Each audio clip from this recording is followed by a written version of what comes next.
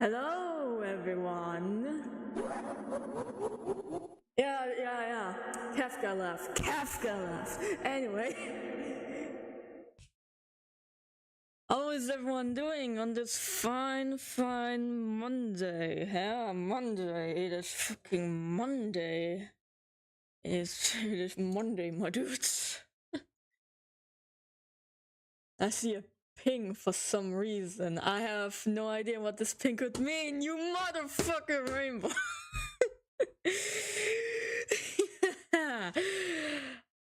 Ich sehe das. Anyway, how's everyone doing? It is it is Monday. It is Monday. This Monday 4 is kind of wacky. Yeah. I mean, if we want to go to hell, Creepypasta hell, then we have to choose the most hellish day of them all. Monday. It is Monday. Which means Gandalf gets to lick a graham cracker. It's his favorite activity. Can't say exactly how I began, but now I'm waiting for someone to ask a commission. That is nice, actually. Yeah, that is very nice. God damn it, my fucking chair! Don't squeeze. Don't crack. Don't do anything like that. My goddamn chair. It's going to be very lovely. And this stream will be a little different from what we're used to. We're gonna do a rerun of the Sonic.exe Creepypasta as well, just for you. Yeah, if not for the fact that I appeared to be the artist right before his vacation ended. Oh god damn it. Chair, don't fart. My chair does that something. Your chair does that, not you. Anyways, I think it's time we do a little something, a little bit something goofy, you know, just a little bit of goofiness. Because we fucking can and will. It's going to be lovely. So, we're gonna do this. Hold on, it's the wrong fucking window. This is not the window. There we go. Chat, say something. Anything, so I can see you. Alright? Just say anything. Just say anything so I can see you. E. The the background pic, yeah. I wonder from who it is. Goober boy. Goober. Yes, I am a goober. Goober. Almost sounds like groomer. Anyway. Nah, we're gonna... oh shit, that's a little bit big. We're gonna go back to this fucking story just in case anyone has missed it out. For your goddamn entertainment. Okay, that escalated quickly. So we're gonna do a reread of this Creepypasta. Where we're gonna read this for exactly 18 minutes. You know? you get it? 18 minutes with the hyper-realistic wording and descriptions.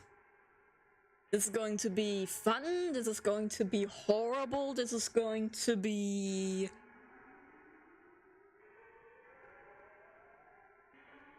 Oopity scoop. We're gonna rate these, by the way, we're gonna rate these. And as you can see, we already have a few other things prepared. Some are jokes, some are not. And may I say something? I still believe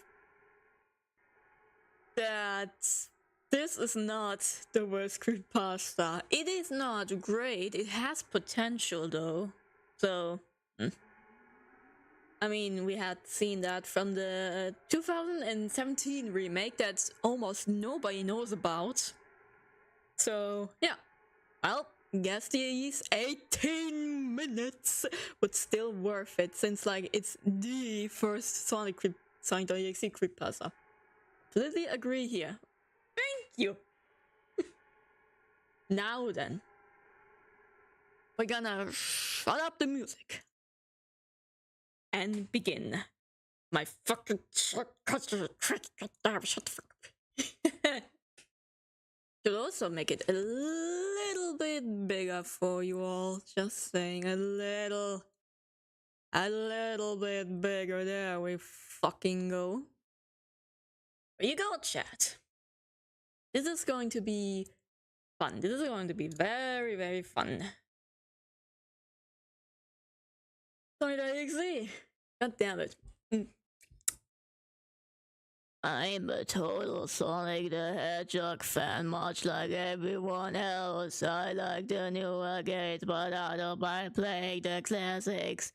I don't think I've ever played glitchy or hacked games before, though I don't think I want to play any after the experience I had. God damn it, why do I fucking... God damn it, that was horrible from the very beginning. On, there we go. So I can see you. It started on a nice summer afternoon. I was playing Sonic Unleashed. I liked how you get to explore the towns in it. Valid V. Fuck yeah, let's go.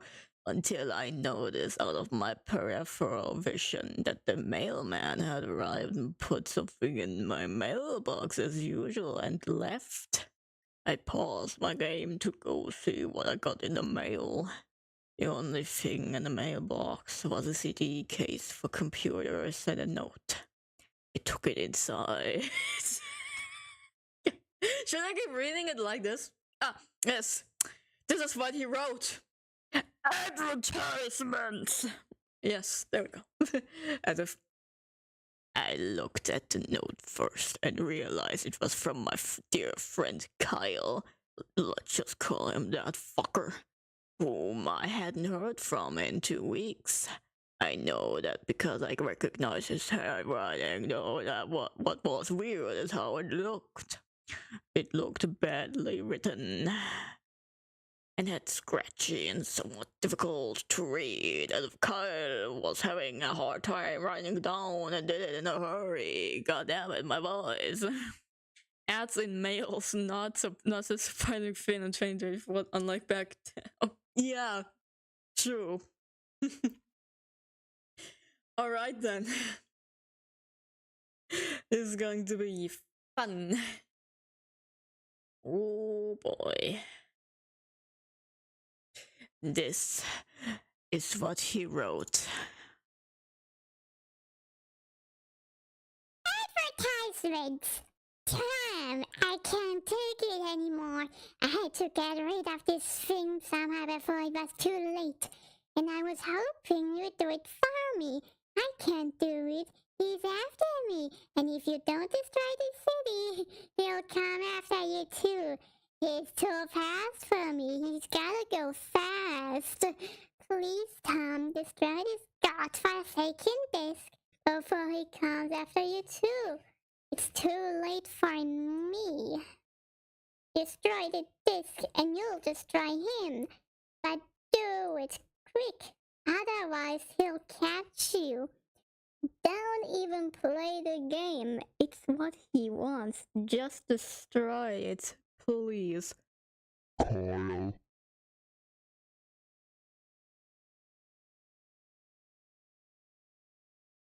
Help? Chipmunk style XC story. Yeah. Well, that was certainly weird. Even though Kyle is my best friend and I haven't seen him in 2 weeks, I didn't do what he asked me. I didn't think that a simple gaming disc would do anything bad to him. After all, it's just a game, right? What about that? And, anyways, I looked at the disc, and it looks any ordinary computer CDR disc, except it had a black marker on it written Sonic.exe, and it was much unlike Carl's handwriting, meaning that he must have gotten it from something else, like a pawn shop, or eBay, or fucking Etsy. I don't know. I'm not really in 2024 right now. And I saw Sonic. No, hold on.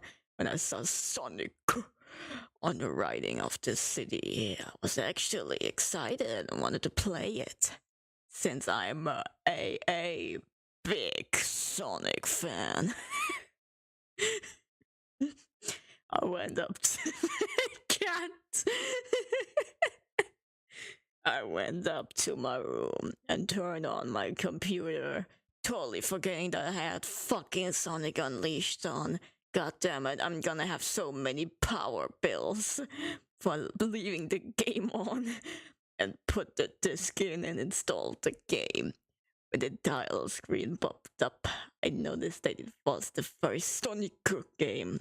I was like, awesome! Because, like I said earlier, I like the classics. What the fuck is diese Stimme von mir? Ah! When I saw the title image turned into something much different. Something that I now consider horrifying before cutting to black. Would you like to sign my petition?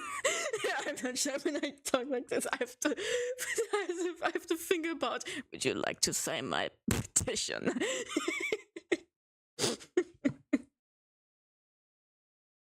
I remember what the image looked like in that split second before the game cut to black. The sky had darkened. The title emblem was rusted and ruined. The Sega 1991 was now Sega 666. And the water had turned red like blood, except it looked...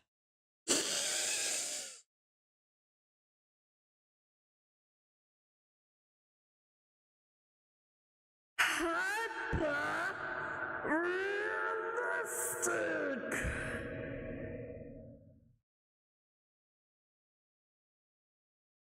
But the freakiest thing that was in that split second frame was Sonic. His eyes were pitch black, and bleeding with two glowing red dots staring right at me. And his smile had stretched wider up to the edge of his face. I was very disturbed about that image when I saw it. Oh, I figured that it was just a glitch and forgot about it. After I cut to black, it stayed like that for about 10 seconds or so. And then another weird thing happened. The save file select from Sonic the Hedgehog 3 popped up, and I was like, what the fuck? What's this doing in the first Sonic game? Anyway, then I noticed something off. The background was the dark, cloudy sky of the Bad Starter Speedway level from Sonic CD, and there were only 3 save files. The music, oh god, the music was the creepy caverns of winter music from Earthbound, only it was extended and seemed to have been in reverse. And the image for the save file where you see a preview of the level you're on, it's just red static for all 3 files. God damn it, I need the water. You say Sonic CD, Metal Sonic Patient Tire. Oh no, MSA. Hi, hello there, hello. What freaked me out more was the character select. It only showed but it showed only Tails, Knuckles, and to my surprise, Dr. Robotnik! Now I was sure that something was up. I mean, how can you play as Robotnik in a classic Sonic game, for crying out loud? That's when I realized that it wasn't a glitchy game. It was a hacked game. Yeah, it definitely looked hacked. It was really creepy, but it's smart. But as a smart gamer, I wasn't scared. Or at least I tried not to be. You like that? You like that, Jay? I told myself that it was just a hacked game and there's nothing wrong with it. Anyways, shaking off the creeped out feeling, I picked file 1 and chose Tails. And when I selected and got started, the game froze for about 5 seconds. And I heard a creepy pixelated laugh that sounded an awful lot like the Kafka laugh guy from Final Fantasy before cutting to black.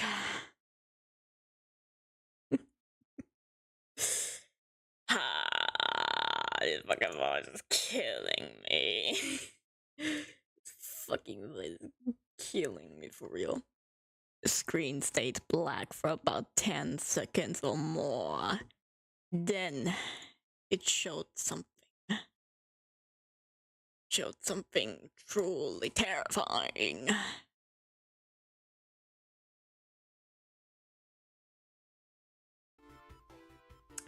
It showed Hill Act 1. The screen faded in and the level wave vanished, revealing Tails in the Green Hill Zone from Sonic 1. The music was different though. It sounded like a peaceful melody in reverse. Anyway, I started playing and I had Tails start running like you would in any of the classic games.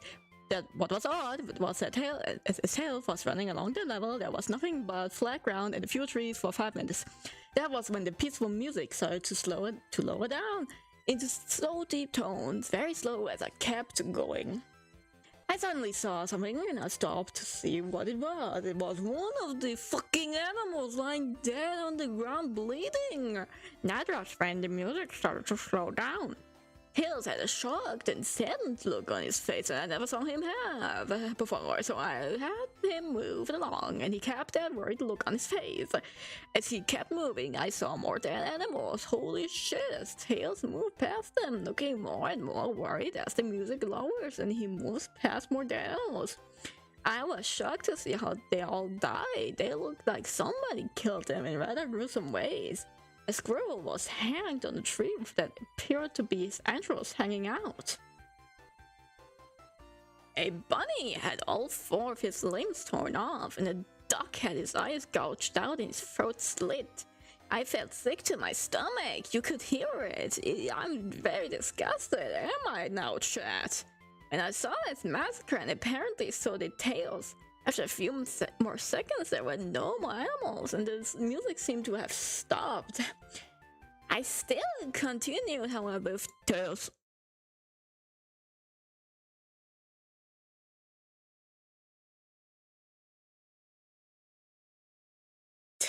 Okay.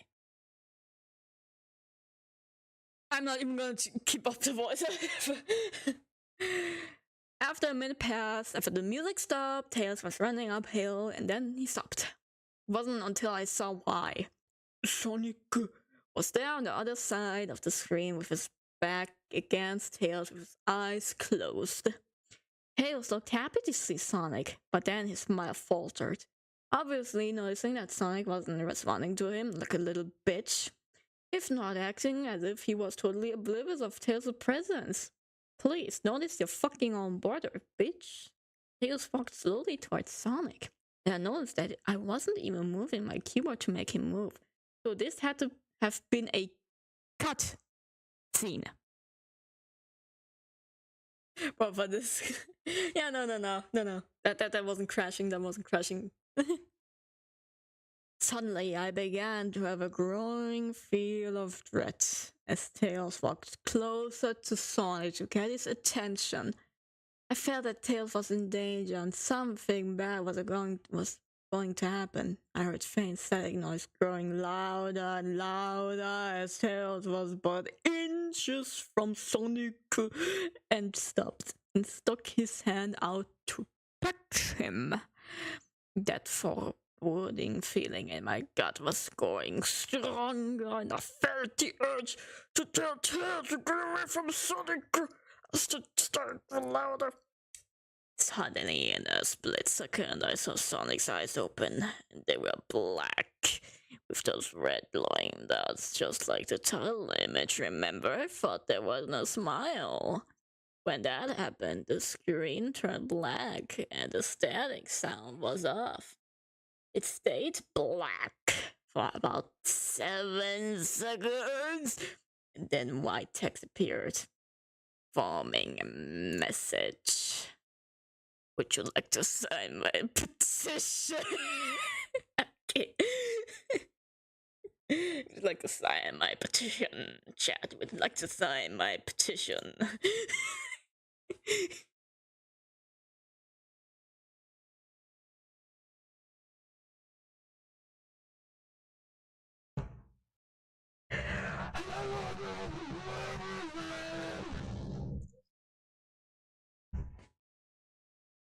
At this point, I was creeped out. I didn't want to continue with the game, but my curiosity got the better of me.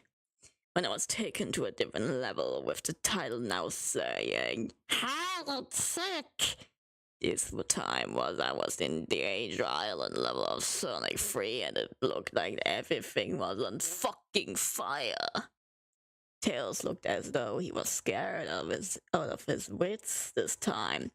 He actually looked at me and made frantic gestures to me as if he wanted to get out of the area as fast as possible.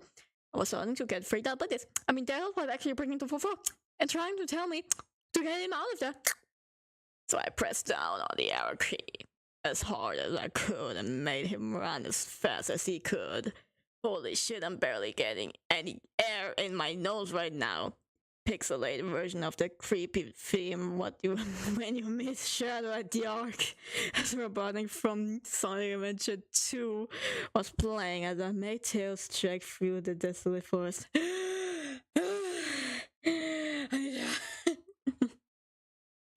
Trying to help him escape from whatever he was trying to run from. Suddenly I heard that creepy laugh again. That's awful fucking Kafka laugh.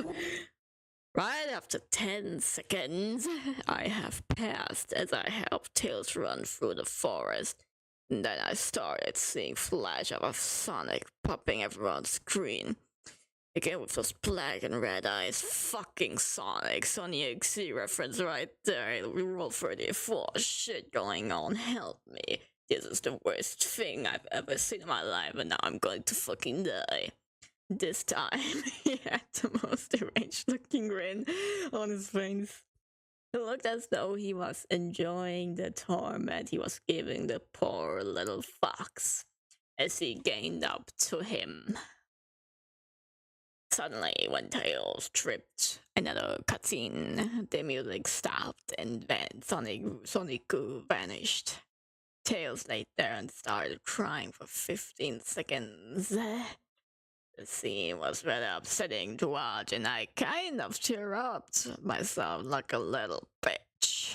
But then Sonic appeared right in front of Tails, and Tails looked up in horror. Blood started coming down from those blackened eyes of Sonic Goose as a grin slowly grew from his face. As he looked down at the horrified folks, I could do nothing but watch. Just in a split second, Sonic learned the Tails right before the screen went black. And he screamed like a little bitch. Precisely being this one. Screeching note that only lasted 5 seconds. It's only displayed only this time. It has said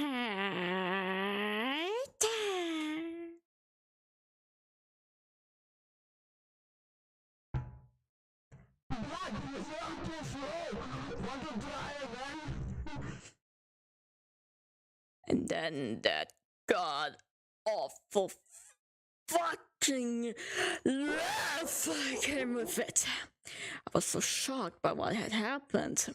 Did Sonic murder Tails? And no, he couldn't have. He and Tails are supposed to be the best friends, right? Why did Sonic do that to him? What was it? My face. You said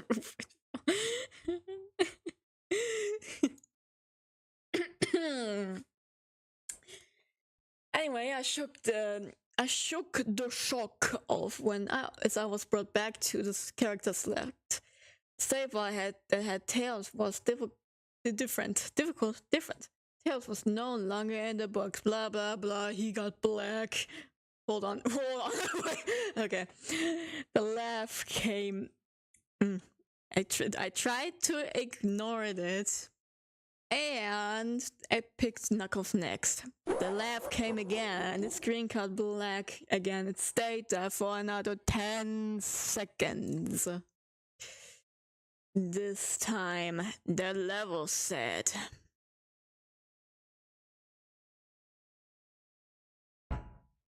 You cannot run!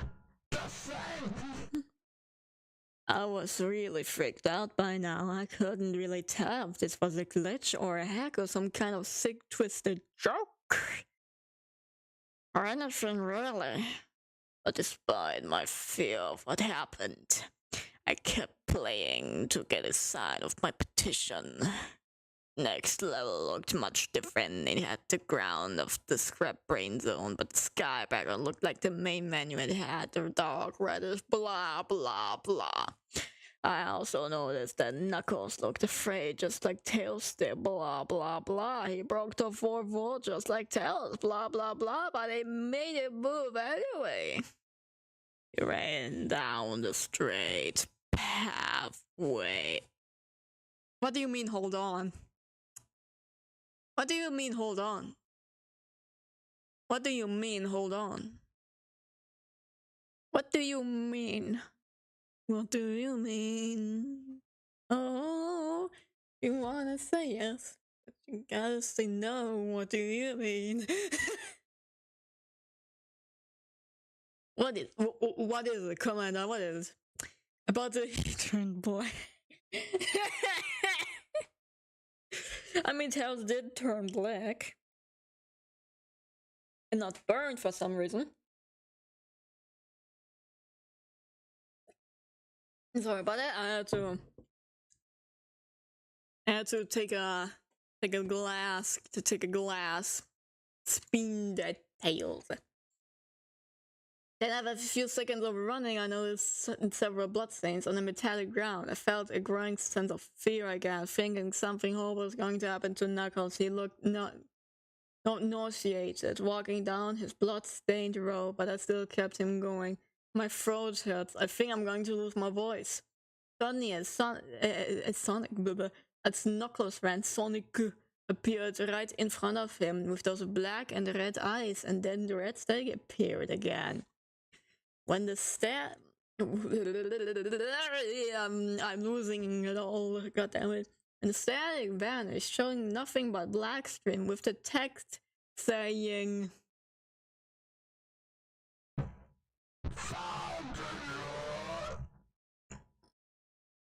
I was now scared. Sonic found a Knuckles already? What was going on?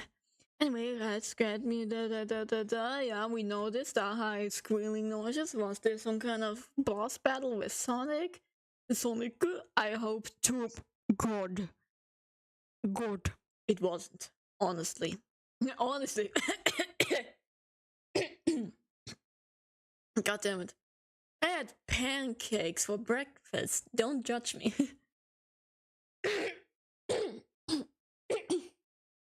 Heilige Scheiße. Suddenly, Sonic appeared right behind Knuckles, what appeared to be pixelated black smoke.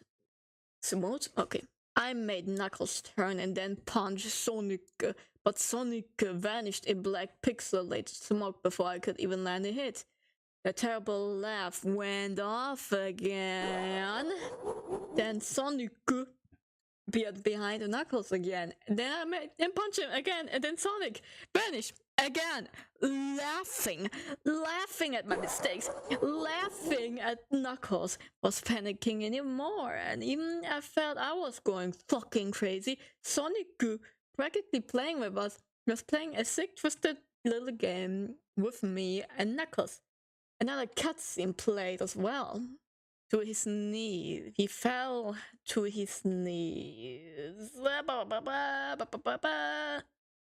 And clutched his head, sobbing. I felt like agony. Sonic was actually driving us both crazy. And then, in a split second, Sonic launched Knuckles and the screen went black with another Sonic crazy noise that lasted for at least 3 seconds. I thought it was 5 seconds. I thought it was 5 seconds, JC. I thought it was 5 seconds. A little bit of a mistake, wouldn't you say, JC? The hyena, aka fucking pedo man. Another text message. Oh fuck, my voice. Oh, my true voice. Another text message appeared.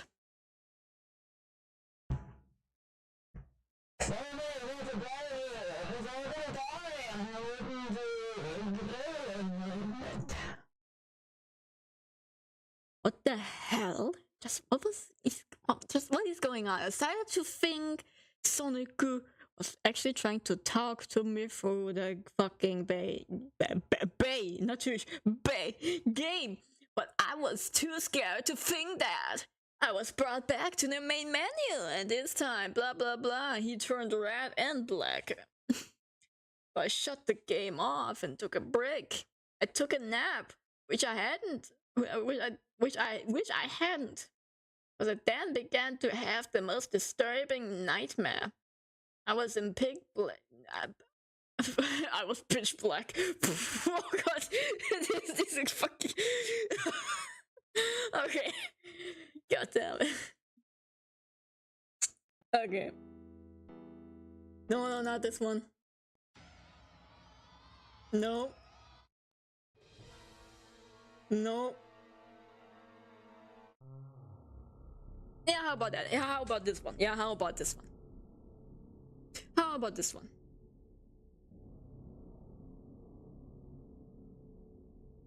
I was in pitch black darkness. So I was.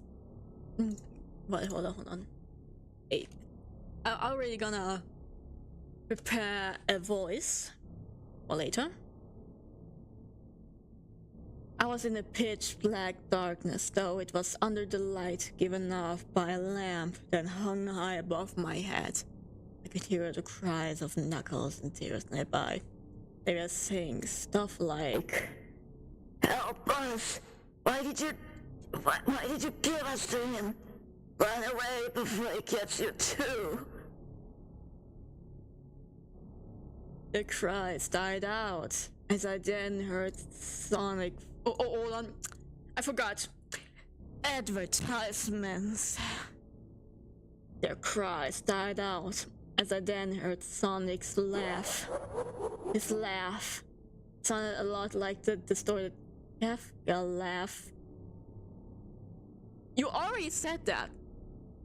JC, you already said that. Das ehrlichste Spitzenspiel des Jahres. 15 Nahrungsmittel. Die besten DDR-Witze. Weihnachtsquiz. Testen Sie Ihre Knowledge. God damn it. I'm sorry. You're allowed to fun to play with kids. Just like your friend Kyle. Only didn't last that long. Won't be long now until you join him and all my other friends. You cannot run, kids. You're in my world now. Just like the others. And he grabbed me, and I saw his bleeding black and red-eyed, grinning face. I woke up in a fright. After a couple of hours, I decided to continue playing the game. I don't know why, but I had to know. I I was had. English. To figure out why this was happening. So I turned on the computer, turned on the game, and selected Robotnik next. Ich habe keine Ahnung, warum das stand. I still thought that it was wacky playing as Robotnik, but anyway, the level title appeared again, and this time it said, which I found really freaky. This time, I was in a fucking purple, blah blah blah, you're going down the stairs. Robotnik didn't look nervous, blah blah blah. I had Robotnik continue forward. He did his usual running animation, aka the fucking Naruto run. There's actually the Sonic run because Sonic came first with the run and not Naruto anyway. Then I stopped at a long flight of stairs leading downward. Now I was nervous, even Robotnik seemed unsure of himself. No, I pressed onward. As I led Robotnik down the stairs, I noticed that the walls have gotten darker and more reddish and more hyper-realistic. The red torches are now in an eerie blue. Just like when Scourge goes super and the flame on his jacket goes blue. Then we landed onto another hallway. This one was longer than the last one. At least it felt like it. And then we headed down another flight of stairs. This one was much longer. It took at least 1 full minute. And then, god damn it, I heard that horrid fucking Kafka laugh again. And then the music slowly faded until it was completely fucking quiet. As it was, did the walls turn more dark red and the torches were a black flame now. When Robotnik landed onto the third hallway, I noticed he now looked really creeped out. Though he tried to hide it, I couldn't blame him. I was scared too. Suddenly, Sonic popped right in front of Robotnik. Same way he did in Knuckles, and then red static. The red static lasted for about 15 seconds, and then it showed me the most unpleasant image.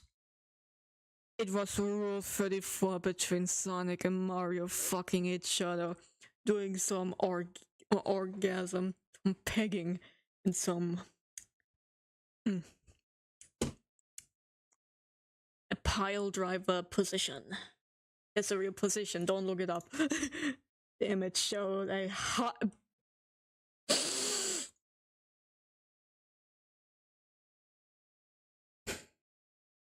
hyper-realistic of Sonic standing in the darkness, where you can only see his face, while his head and torso faded into black.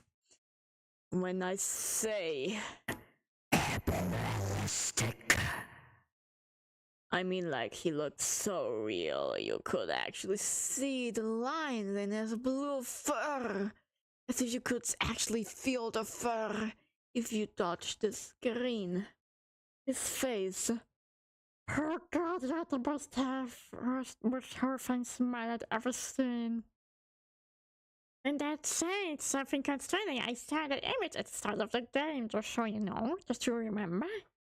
His eyes are right and black, and once again crying blood.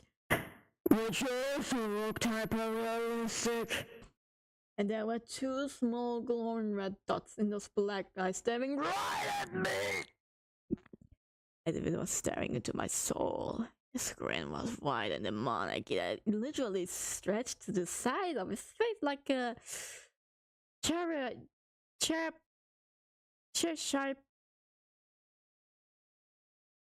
cut to. Except Sonic had fangs. Very sharp fangs, much like the werewolf's teeth, except more vicious looking, somewhat yellow vision from the look of it. He had stains of blood and small bits of flesh on his lips, effectively he ate some animal. Homer! I stared at that gruesome image for a good 30 seconds, never taking my eyes off of it. I felt as if he was actually looking at me, smiling at me, and that face, it just took 10 seconds for it to etch itself into my brain for good. And then the screen flickered with the red static again. 3 times. On the 3rd time, I heard it again. God damn it, this motherfucker really likes to laugh. He really likes to fucking laugh at the fucking Kafka laugh. Except this time, it sounded more distorted. Demonic even. It went back to the image again. Except this time, there was a...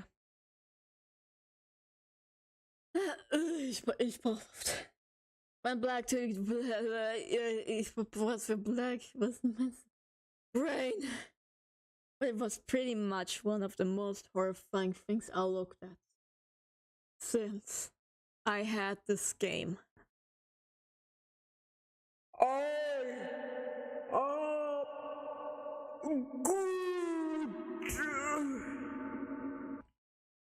It was when I read the message while looking at Sonic. When it hit me, I realized right and there and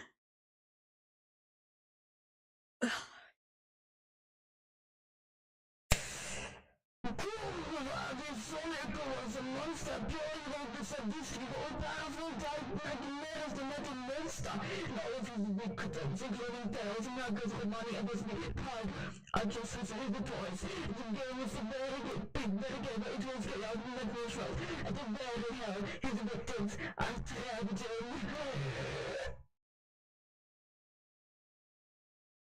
Suddenly, in an actual split second, I screamed as Sonic launched at the screen, screeching loudly with his mouth.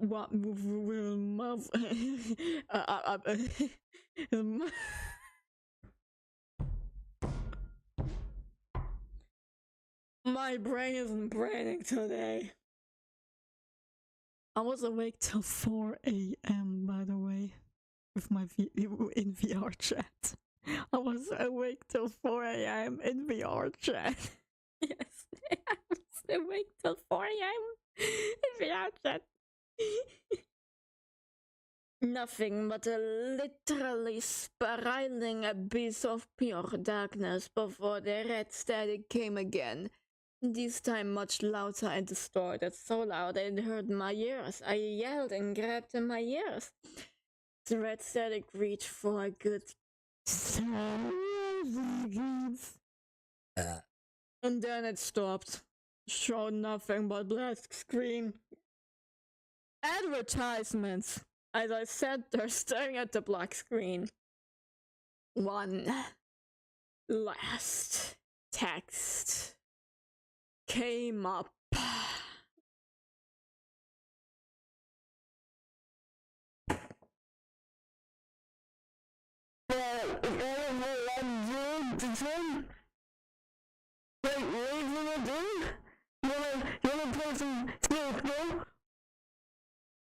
And then that fucking laugh again. The fucking Kafka laugh. Now sounding more clear, the Sonic was right behind me. Played again 3 times as I looked at the text in shock and confusion. Then I got back to the main menu, and this time, for its safe file, blah blah blah, he turned to grey and not black. I looked at Tails, Knuckles, and Robotnik. I cried a bit. Pussy! I pitied them for the agony they are going through. They are forever trapped within the game, forever tormented by that horrid hedgehog. And I always will be. Then the computer shut itself off. I couldn't turn it back on no matter what I did. I sat there for maybe 25 seconds, horrified by what had just happened. Sonic is the very embodiment of evil. He tortures people who plays his game in more ways than one, and you kurva, then he gets bored and he drags you into the game. Ugh, literally drags you into hell where he can play with you as his quote unquote toy. Why did that fucking I can't get the game out of my computer. I think it's stuck in there. Shut the Kurva. Kurva. I can't get the game out of my computer. I think it's stuck in there. But at least I managed to turn it back on. After I sat there for 25 seconds, I heard a voice behind me.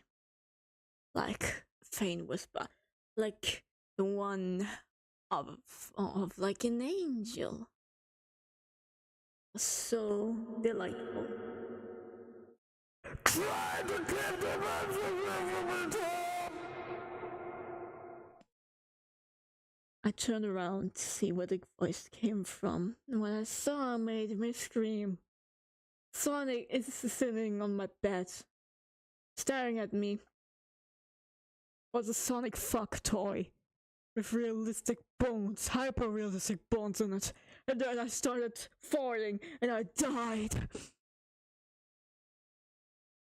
Actually, I mean, what is Sonic plushie? Fine with blind spot under its eyes. Also, as you can see from the credits, for affinity. JC, you are a fucking weirdo for posting it on foraffinity.net. Damn. And yeah, this was Sonic.exe.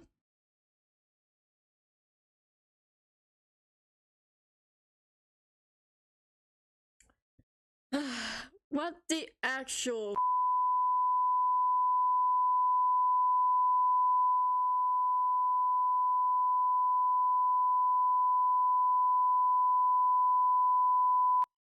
I love how it got even louder and louder. Why is there the Russian sleep experiment? Huh? Oh, more classic Creepypasta stories can be found here. Yeah, the Russian sleep experiment. We're gonna do this the next stream, by the way. Because as you can hear, I'm already out of breath. This was the first Creepypasta that was only supposed to go 18 minutes. Yet I'm already out of breath. God damn it. We have but now we're gonna go serious mode, okay? We're gonna have a very, very nice. We're gonna have a very, very nice remake of a Creepypasta. Are you ready? It's going to be very serious. Please keep this very serious. Please, chat. Do not poo-poo or pee-pee yourself with the next one that we have prepared.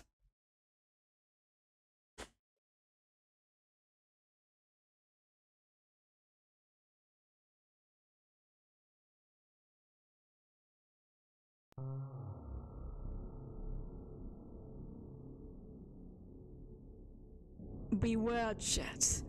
For what we are going to read is going to be the very last thing you'll see in your dreams. It will haunt you, fuck you, peg you, eat you. Your poo. Okay. It will be the most horrifying thing you've ever seen. The very last thing you have seen before your death. You better not turn around. What is about to happen? I was looking in the garage sale and I found a copy of Sonic Crypto. The man selling it had said, take it and take it, it is fucking free. When I went home, I got it into my Sega Genesis. When the screen appeared, it had Sonic.exe. Tails was dead. The sky was black. And the water was blood. When I hit player 1, it sent me to a place called Death Zone and not Emerald Hill. It had blood everywhere.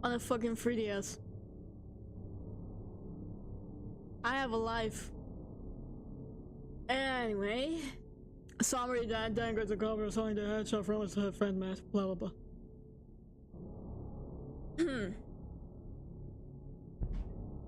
Yeah, that story.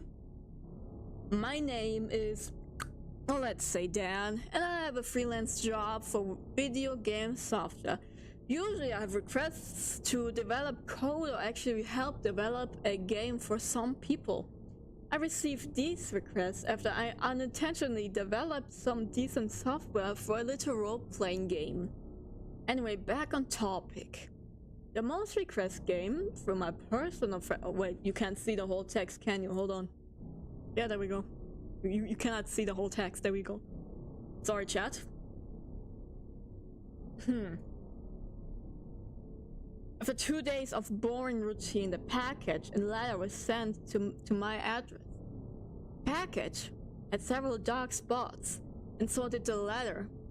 I opened and read the worn letter and didn't expect this little tidbit. Dan, I don't know how long till he finds me, but please, if you find this infernal disc, destroy it. I can hear him. The self-proclaimed Shinigami of feudal Japan. He cursed me and took the disc. I am more clever and hacked the disc into a loop of torture for this thing. He is after me, so he can force me into undoing the hack, but he will never get me alive. A spot of dried blood covered the remains of the letter. That's already like a good start. This is like actually a good start for me to read. Also, I see you messaged me something. Oh, you sent me the dead spinning tails. Thank you, Misha. Thank you. I wanted to say Matt turned insane, but everybody says a hint of truth, so I unwrapped the package. It was a CD with a picture of the classic Sonic game I used to play as a child. It didn't look fake from a glance, so I went upstairs and betrayed my friend's warning. You had one freaking job! I had a decent system with a hell a lot of virus busting gear, so no worries, right? Boy, was I wrong about that. I put the CD into the computer and I looked into the data of the disk my friend wanted to destroy. My friend was right when he said he hacked the game. It repeated the beginning exe file. We can never continue. The useless words under the hack read, "Don't unleash hell onto the world." Obviously, I was skeptical of my friends now, questionable sanity and reasoning. I injected the disk and left it out on the desk, as I had the other day work. I had other work to do. The rest of the day went as smoothly as any other, with me sitting on my office chair and did my latest request. Night rolled by, signaling my need for sleep and rest.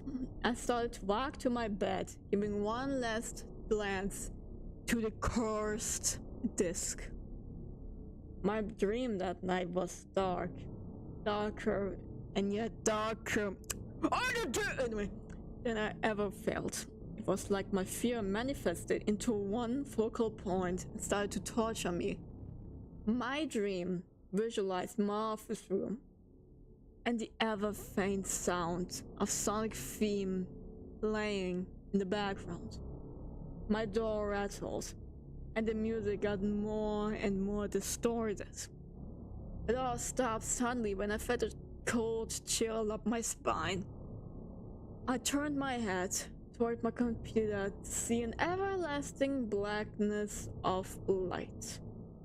2 red dots came into existence and brought dread to Moy.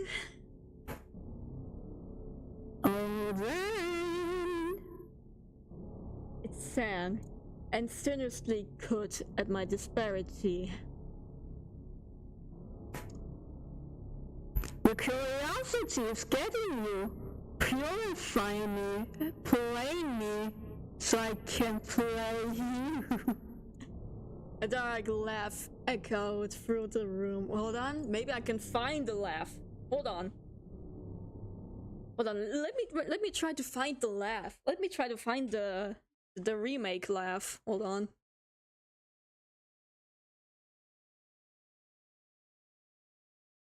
Maybe I can find it.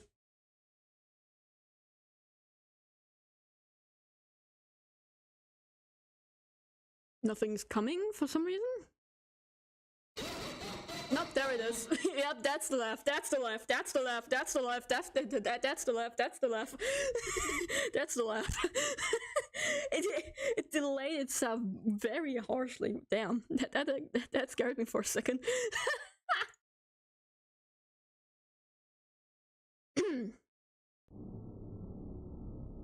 Anyways, back to the creepypasta. My bad.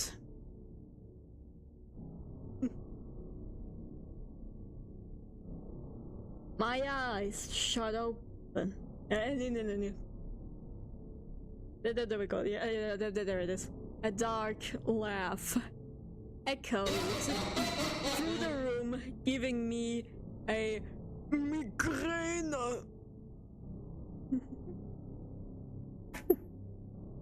I think it's time to wake up. After all, the morning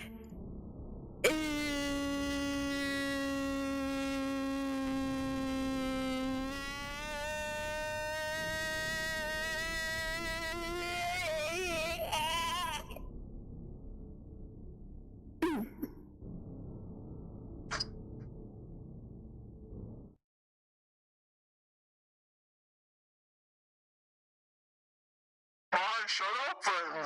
Turning my alarm clock radio announcer. After all, the morning is bright and sunny with all small chance of rain. So all of you get ready for a heck of a summer day. Back to you, Danny. I groaned at the alarm clock and got up. It was the local news announcers.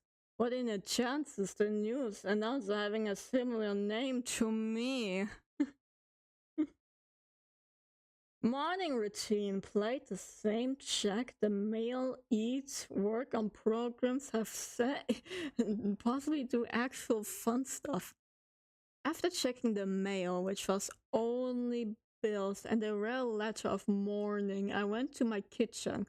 Oh, and by kitchen, I mean a microwave with a hot pocket inside. Yum. Then came the tremendous horror that is working.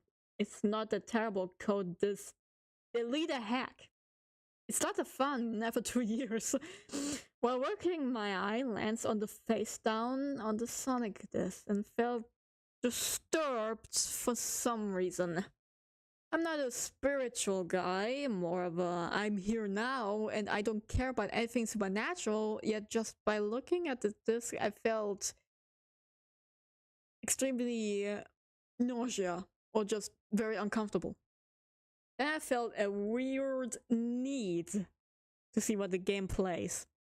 I blame nostalgia. I mean, yeah, true. Honestly, if I get a random fucking Sonic copy, I'm not gonna lie, I would also play it. I would also play it. I would play it. I mean, I did have one, but the hard drive got stolen. That's fun. I don't know, someone busted into the house and stole the hard drive. I continued my work nonetheless, but the dream and the feelings won't leave me. After an amazing 15 minutes of work, I decided to take a walk and get a breather. My little hovel is just outside what many consider a metrop.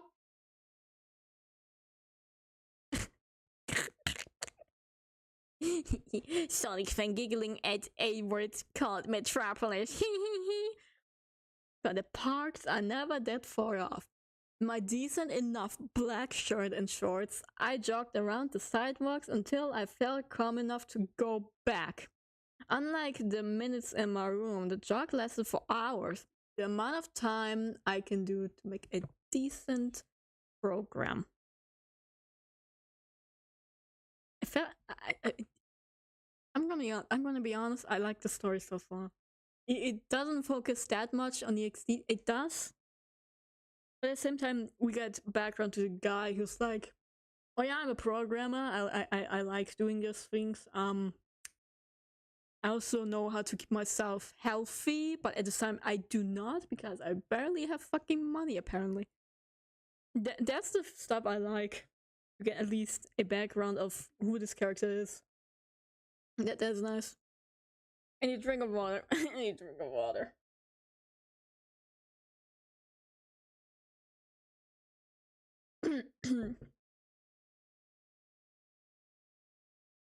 I came back home and sat onto my microwave. That's not how you say it. You're sitting down onto your microwave, okay? On my favorite entertainment TV living room and grabbed my remote. I sat down on my greasy sofa and turned on the TV, which was on one of the many incredible Hulk series. I turned it on just right to see Bruce saying this line. I need to find a cure for this curse. In the quick unconscious flick, it switched to Gumball's Dodge or Dare episode. That game is evil. We need to destroy it. You see where this is going? I stood a bit paralyzed for a moment and just watched the episode in quiet fear. Another line drove me a bit of fear. Once you start playing, you have to finish it. I turned it off and leaned back on my small sofa. He's like, fuck it. It's like the game. It's like the fucking game. It's like the fucking game. I love it. I chuckled slightly and said that those were coincidences. I turned it back on and pressed a random channel number or anything. If it says another thing about curses or games, I'm going to. I cursed slightly. When Yu-Gi-Oh came on, Yugi, welcome to the Shadow Realm, and when you lose, you'll be sent to the Shadow Realm forever. I turned it off and my head on the bed. Yes, quite a lot of coincidence. Quite a lot of coincidence, wouldn't you say, Dan? Wouldn't you say, Dan, that this is quite a lot of coincidence? That it is all about cursed games and fucking shadows and everything. Wouldn't you say, Dan? Wouldn't you fucking... The traditional black screen filled my monitor before the Sega logo popped up. Yes! Randomly! Wait, hold on. Fine. Some force won't stop tormenting me. I'll play it. I'll march to my work area and took and disk and looked at the data. I did the usual hack fixing as Matt was never really a good hacker. You hear that, Matt? You fucking I stared at the original data and felt creeped out. Like a snake around my neck. As a noob, the question remained, should I play it and deny its supernatural occurrences still? I shook my head, and I installed the game. When it finished, I double-clicked it and the traditional black screen filled my monitor before the Sega logo popped up. A distorted, slowed down chime saying Plaga. Play. What? My... Mischa, bring mich um. Hold on, I can... Hold on, I can actually do that noise, for Sega. Hold on. Because it's in the violet. I actually do have that one. Where is it? Hold on. I have the Sega chime here, actually. The distorted one.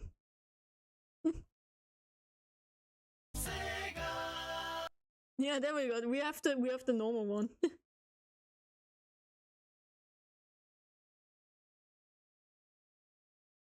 Was soll ich bitte? Du sollst mich umbringen. Hast du nicht gehört, was ich gesagt habe bei Sega? And officially made me scared. Then the upbeat and innocent animation with Sonic popping out of the ring and giving a finger wag. A second later, I swear I saw a more unholy version of the picture, but it was probably a figure of my imagination. And he doesn't even describe it, which is nice because that says, okay, he didn't see it, but he knows something was there. Now there was something the original game didn't have. A character select screen with a red cloudy background. There was Tails, Knuckles, and surprisingly Dr. Eggman. The latter two were locked, so I selected Tails with a very uncertainty if I should continue or not. There we go.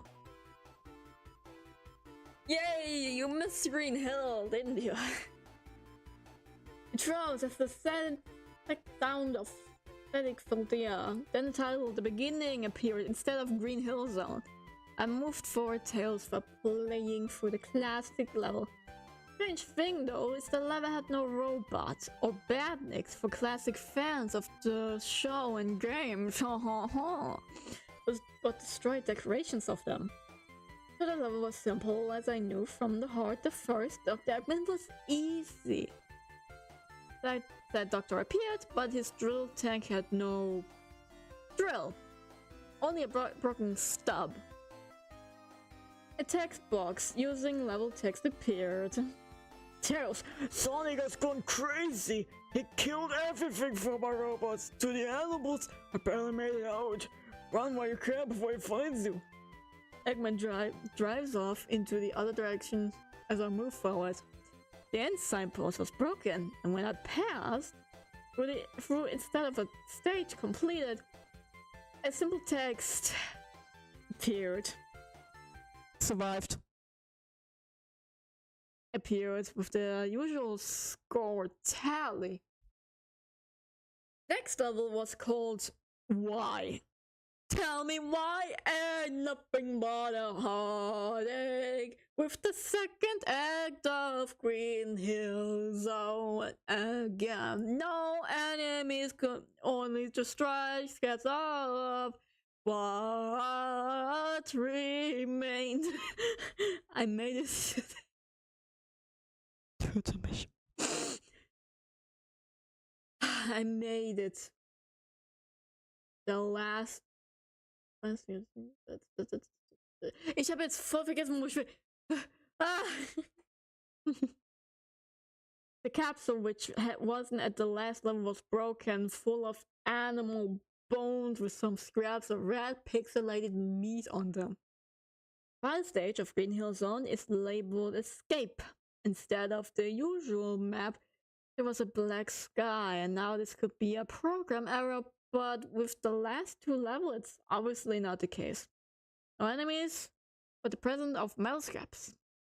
With the animal's bones and sides are becoming common in, I guess, in the process. At the end, I saw with his usual sprite, facing away from me. The instant I made Tails turn away, Sonic spoke.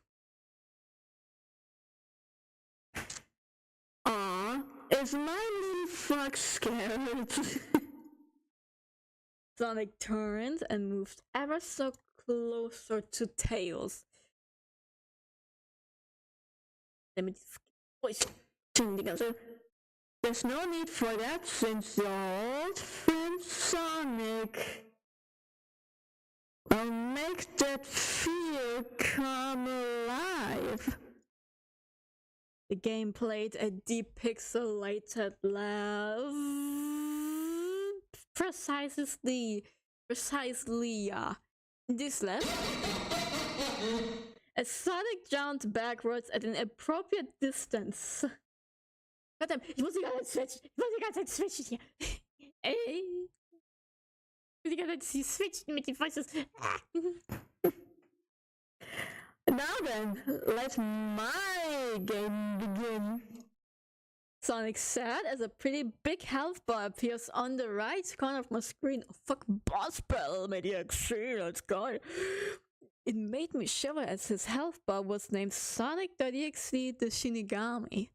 That title was the same that Matt said in his final letter. The fight begins as Sonic hovers in the area and fires 2 energy balls to the size of the Eggmobile. Holy shit, das muss groß sein. Thankfully, Tails can fly, so I dodged it easily with seconds to spare. Sonic then did a glide towards Tails at a speed I almost couldn't see. Hit Tails and all the rings I collected popped like confetti. The time of invincibility was enough to hit Sonic and damage slightly. However, he used a stream of energy bullets and Tails couldn't dodge it in time. He did a traditional death and spawned into his second life. Are you ready for round 2? Sonic texted in his usual font. I had a look of defiance and did really well for the next minute. Guy doesn't programmer. Until I was at my last life. Okay, never mind I said anything. Sonic's health was around 80%. God damn it. Forget I said anything. And I knew Tails wasn't going to make it. The last hit did Tails in. But instead of his usual death, Tails was knocked to the floor. Sonic did a laugh. I guess I outfoxed you this battle. Want to try again? Then he touched Tails as the screen went black with a pixelated screen. At least he gave Tails a chance to fight. That is actually cool, not gonna lie. That's something I like about this one. Yeah. One last text appeared before it shut off. I'll see you later, Dan. I was literally shaking my boots when he said that. My system always had my web name, which was definitely not Dan.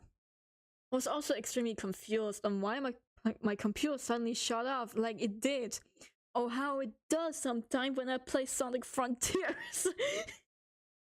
Yeah, some programming can make a computer shut off, but usually with a warning, but this time it did not, as I saw its inner workings. Es macht eigentlich manchmal keine Warnung. Anyway, I realized it was evening, so I decided to go to my car and drive to a nearby McDonald's as a cheap but calming dinner. Got a brown overcoat, a big jacket, some would say, and got into my little tiny car. The drive was slow, but I made it with nothing of interest. And what? Can we talk about kurz reden? Can we talk about it for a second? Bro just experienced something horrifying. And immediately it's like, McDonald's. I need some McDonald's. Bro got fucking hungry after seeing a fox child die. Yeah, because when I see a demon killing a fox, I'm gonna be like, yes, I'm fucking hungry. A moment later, I was in the diner, wallet in hand, to get a tasty treat for the 2 stressful days I had. I ordered, and the cashier behind the counter looked at me strangely. What? I asked, giving a irritated face. He looked nervous. Nothing, it's just that we had a phone call to a person with your description. I sighed, probably the cops who want the letter and game back. Who was it from? They shrugged. No idea. Only thing they said was, and I quote, tell the next man with a brown jacket and black hair that I will play with him very soon. Creepy, I tell you.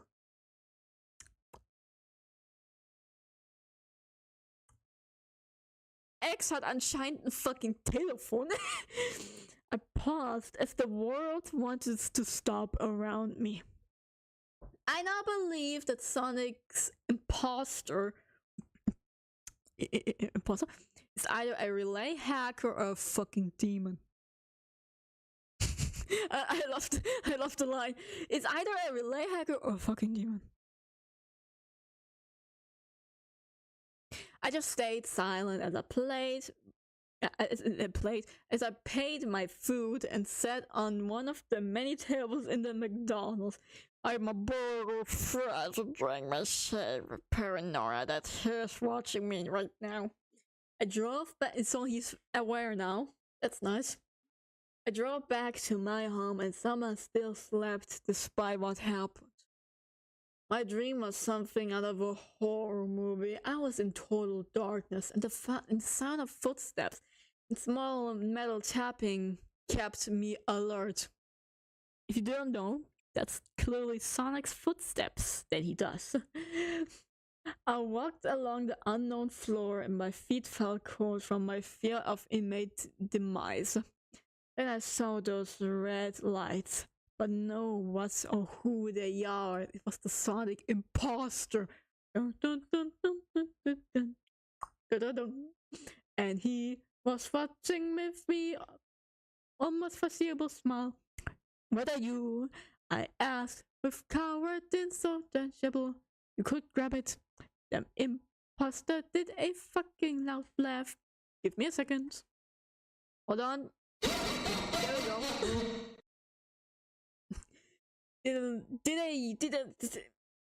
It was, and he,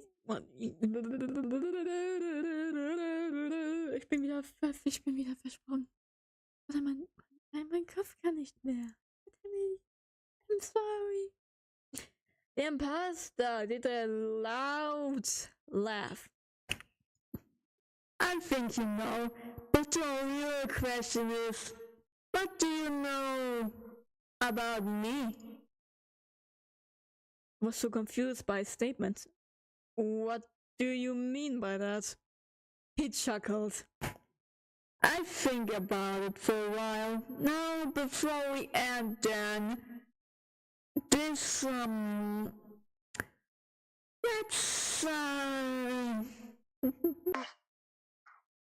talk about that yesterday. Tell me then, what happened to you last night? The other announcer started up in the radio. Well, I learned a new game that will definitely excite the listeners. However, some music for the day before I revel it. God damn, diese Coincidence. Diese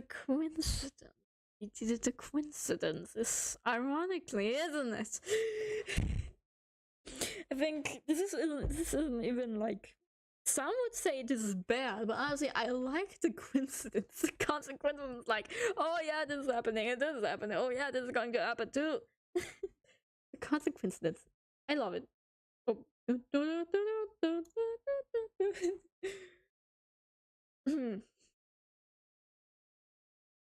I got up and went to my computer and started up. I opened the Google web search and typed in Shinigami in the box. The first thing that popped up was the Google Translate and showed the word was Japanese for death god. So I searched for any evidence about appearances of this thing. Because to totally a fucking hedgehog with big god and Shinigami. I learned that these angels of death were master killers and plagued Japan for thousands of years. Many stories of ancient instances were far and between, so I didn't know what specific type this EXE. Oh, he said this EXE, this executable was. I groaned and there was a way to stop it. Place the installation on the hack again. I was I opened the installed game and tried to reinstall the game that Matt plays. For a strange reason, my keyboard wouldn't respond and the data screen changed into the opening of the game. I did not want to deal with this, so I unplugged my game. And I missed it for a good reason. Imagine my surprise when it didn't work. Now I know this is a demon. Game won't load. God damn it, this is a fucking demon. Fuck you, demon! The character select screen appeared. Tail was there through, though locked and replaced with dead Grayfur and was crying. Now Knuckles was unlocked for play in this twisted game of a demon. I hope you're still here, just so you know, because I'm not gonna read this without anyone watching. Knuckles was selected by itself and again in the left place. So a more playful tone. I sat down at the level titled The Middle was on my screen. The music was upbeat and serene, and since I do not have the music right now, you get this one for a change.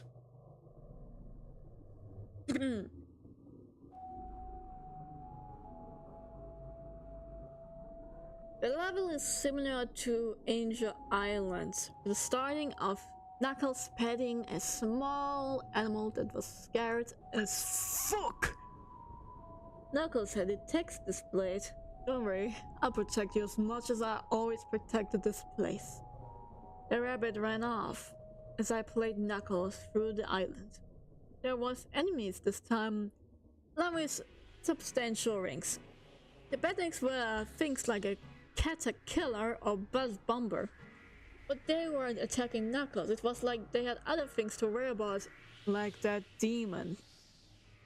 After the sign, a new complete sign appeared. Protect.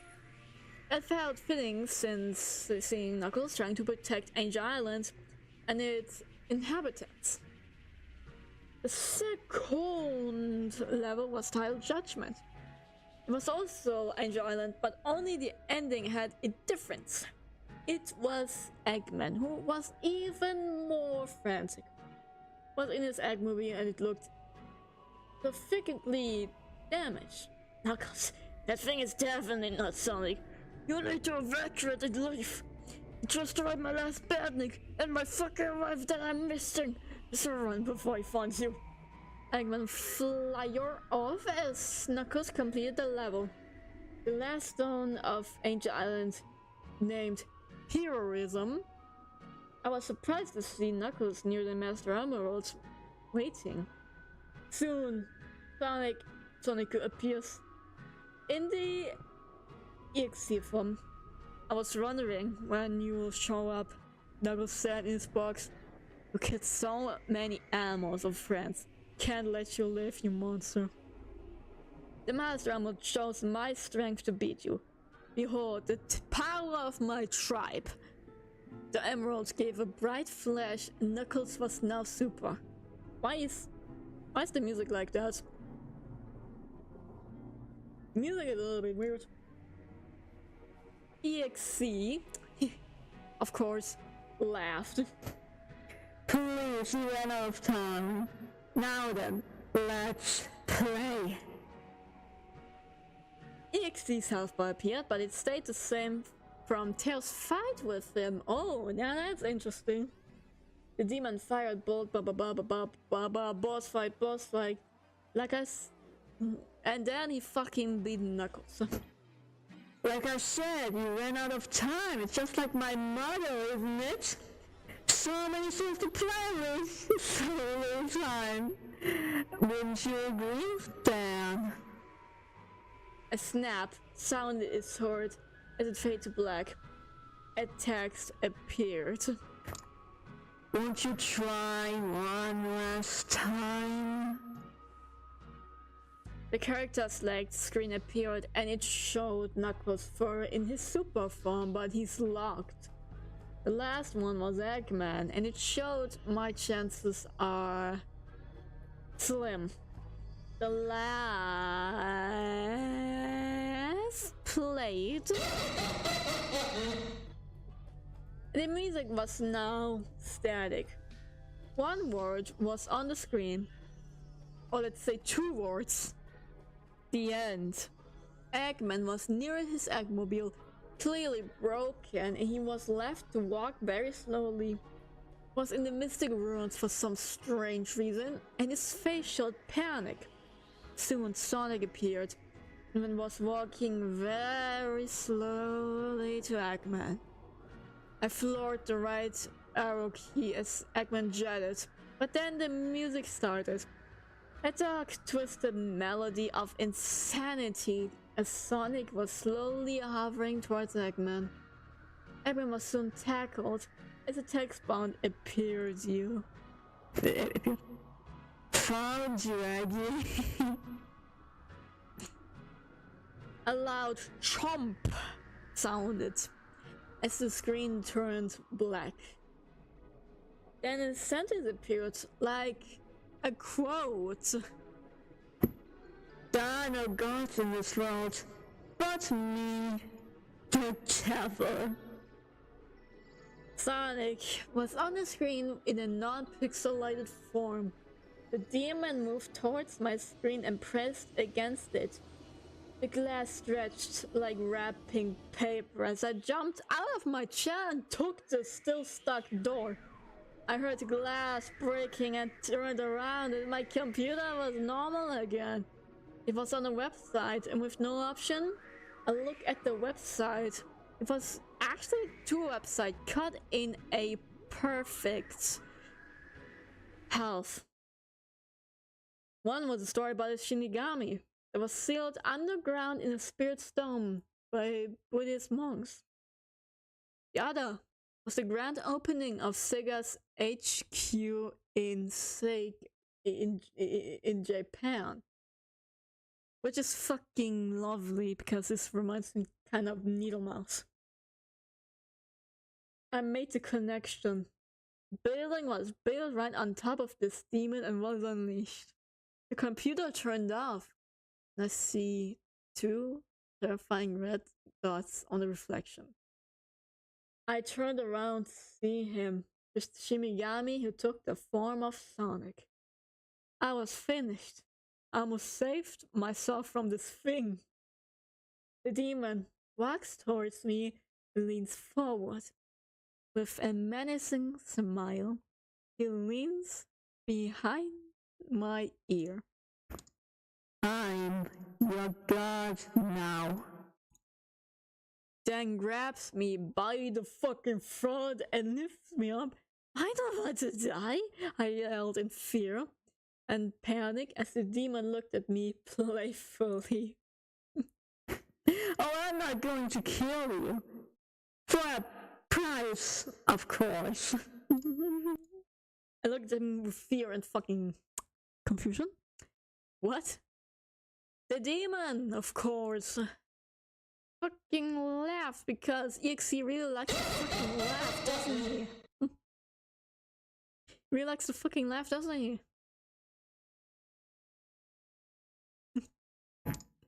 Your seeing your health with fires prevented me from being sealed again and freeing me from your friend's torments.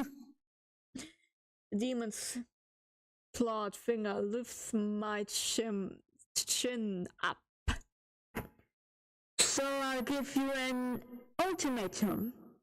Die in heavy pain, or become my personal slave. That's the part I don't really like about the become a personal slave. But then again, this is EXE. I wanted to cry so bad right now. Pussy! But I wanted to live, so I nodded. Please. Anything. Drop me and let it with a thud. The day I sit then, my first order could send me to an idiot who played a game. Yeah, that's kind of weak now. That's kind of weak now from the story, not gonna lie. He cackled and disappeared. And now I'm a slave to a fucking demon. I'm writing this in order to protect my sanity. This will likely be posted to my family after my death. I just wanted you to know that I killed a lot of people because of this. I fully regret my decision and pray that I will receive the whole damnation I deserve. You know, I just want to say they did Eggman dirty.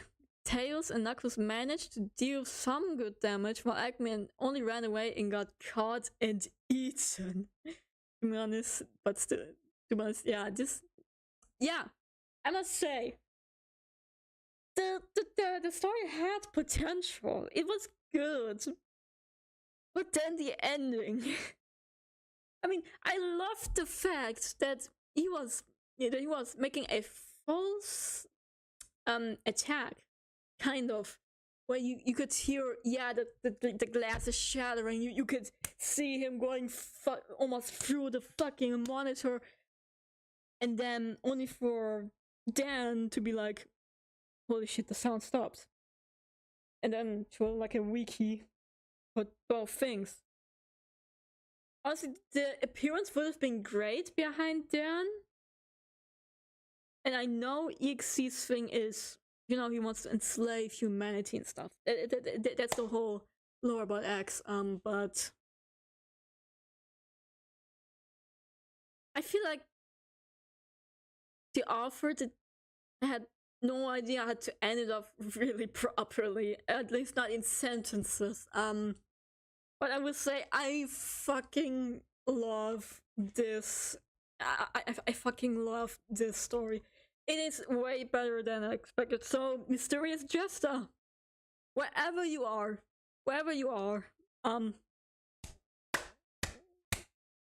nice. That was really nice. He did something that JC couldn't do, at least not until 2017. The ending was kinda mid. Imagine someone takes this, remakes it again, and then we got the masterpiece. But still, it's pretty good. Mad respect to your creator. Exactly. This was a good... It's not perfect. Of course, it's not gonna be perfect. Creepypastas aren't perfect. Okay, the spaghetti won't be perfect. But, it was great. It was good. It was a great example of remaking a story that is supposed to be, yeah, supposed to be scary, but it was bad, but then kind of rebooted, and it's not supposed to be very I mean, it's not supposed to be scary. It has the slight creepiness to it, sure, but yeah. Now, what if I say that I have some other remake? What?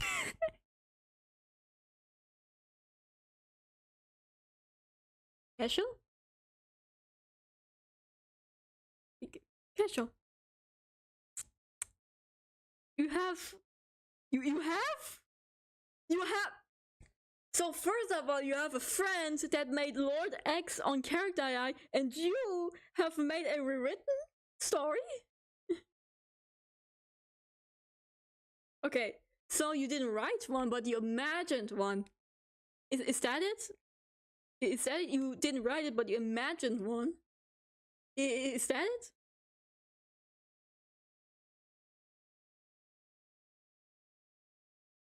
But wait, don't wonder what the sounds are. I'm currently flipping my digital pen right now. It's not the rewritten you think it is. Oh, okay.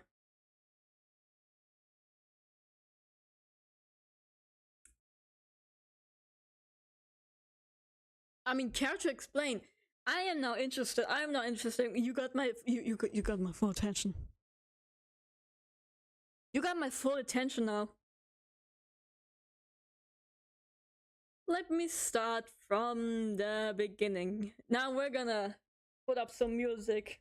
Holy shit. We're gonna put up some music just for you.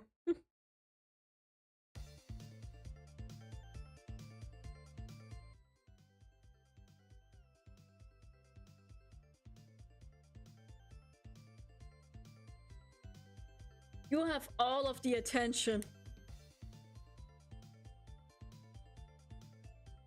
Long before your rewrites appeared, there was a rewrite of the pasta my friend and I enjoyed a lot.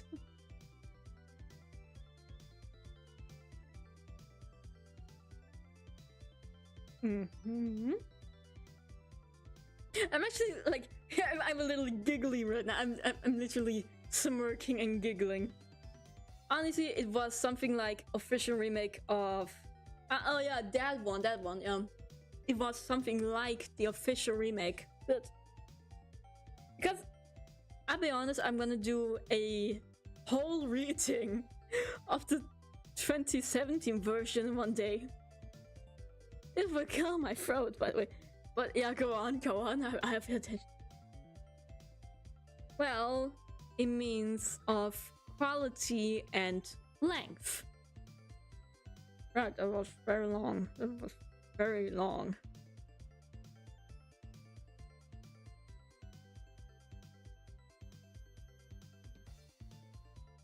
And a little bit of spoiler, if you may.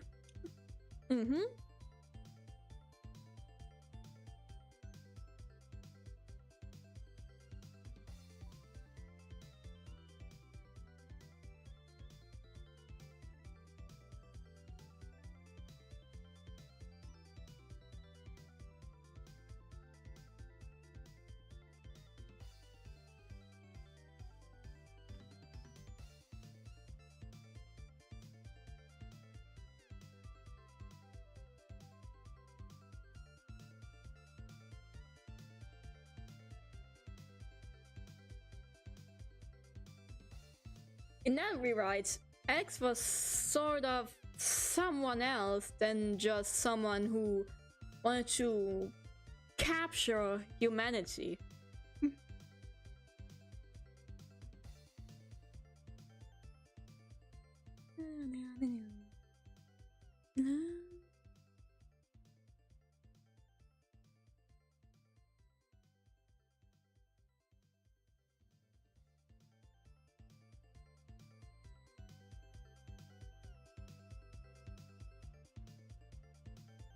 Well, that's all I wanted to say. Okay.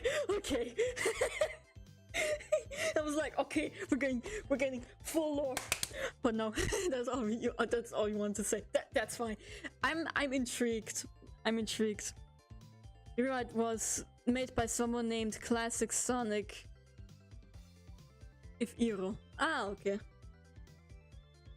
Okay, I can probably I'm going to try to find it one day. My stomach hurts for some reason. And for real, it's already.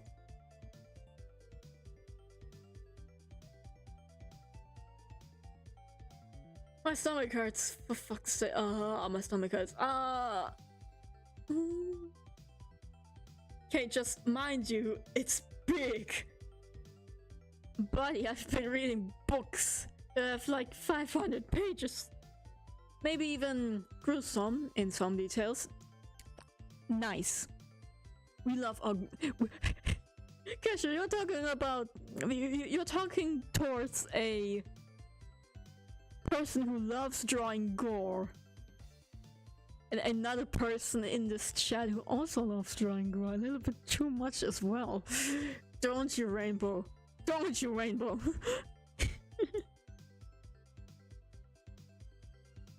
If he's even here. Yeah, I know, but just saying. Yeah, which is nice. Which is nice that you actually say that, because now I'm intrigued. I'm really intrigued. Really, come back a bit. No, Rainbow, come back. Go. Rainbow. No, Rainbow, you're coming back. You're coming back, Rainbow. Rainbow, you're coming back. Okay. See this? I have a fucking gun. You come back. You Rainbow.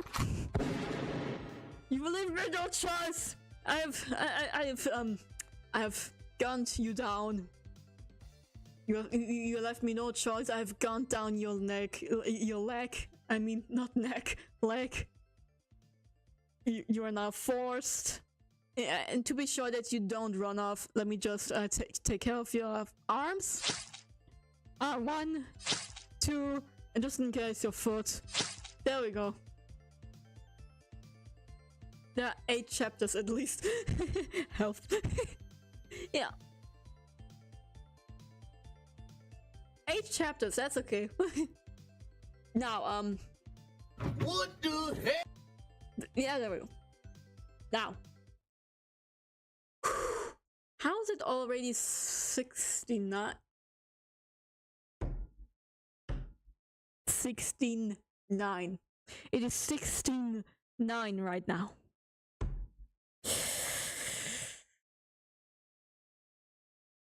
It's 69. It's fucking 69.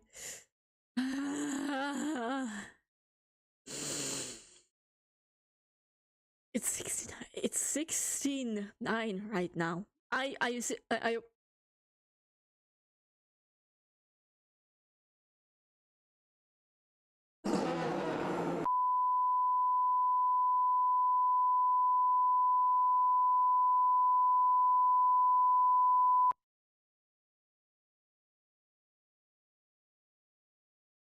I'm fine.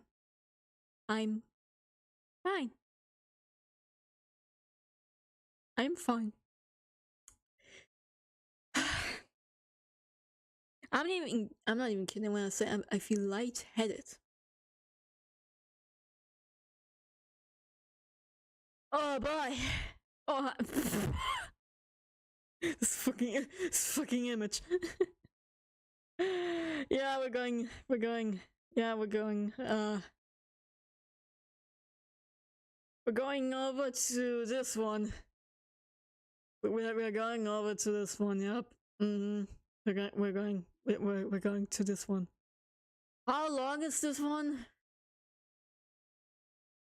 Oh god, it's oh god, it's okay. It's okay. I think it's okay. Oh hi, Lord X. Okay, I think it's okay. I guess for the length. My voice. Oh my god, I should have stayed. I should have fucking stayed on my base anyway. That's what over 6 months does to you, chat. This is what over 6 months does to you. A stolen hard drive. A fucking reappearance of Auntie. And a broken voice from me. Isn't that just lovely, chat? Isn't that just lovely? Do your job. I'm drawing Sonic right now in my style. Seriously. Good. Any water? I mean, I apparently have any water left. Well, fuck.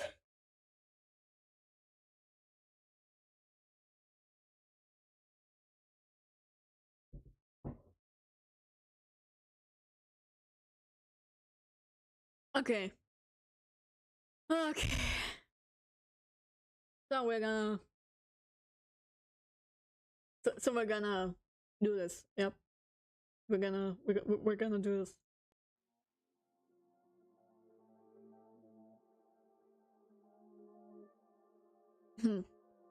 I'm a big fan of the Sonic the Hedgehog series. Oh my god, all of you should shut the fuck up about being fans. Like, a lot of people. I narrowed down to the classic Sonic the Hedgehog cartoon shows though. Because I think the best Sega had spawned was red crap. Each to their own. I was browsing eBay the other day. Oh my god, no. Are you serious? eBay? eBay! I wondered if there would be any items about my favorite character from the series. Sally Acorn. The fucking X from Sonic. Pun not intended, by the way. What I found was a plushie that was manufactured in Sega's World of Sydney, which closed down due to lack of visitors in 2006. I was born in 2006. What the fuck? Those Sally plushies were very rare, but I didn't have the money to buy her, and my parents would despise me for it. What the hell? I examined the plushie for a while as the article came with pictures. This Sally even had her jacket on. On it was written with a permanent marker. God. I don't really know what it meant. Probably the initials of the child owning her before they sold her, I guess. This child must have been on crack. I clicked the back button to return to the Sonic Sally search, knowing I wouldn't win the auction anyway. Only to find another article had appeared. Sonic's ATM cartoon, all episodes. The price of $1 on instant buy. ATM DVDs were never released where I came from. Bummer. So as happy as I wanted to rewatch the show and checked out the article. It had no description and no address where it came from. German Deutschland! Deutschland! Deutschland! Okay. Canada, etc. It was missing and the shipping price was stated to be free. I looked up to the photo of the article. It was a blank CD. I've decided to buy it anyway, just for the nostalgia. But the writing was great and I loved Robotnik indices. Seriously, Robotnik was very good. Yeah, Deutschland!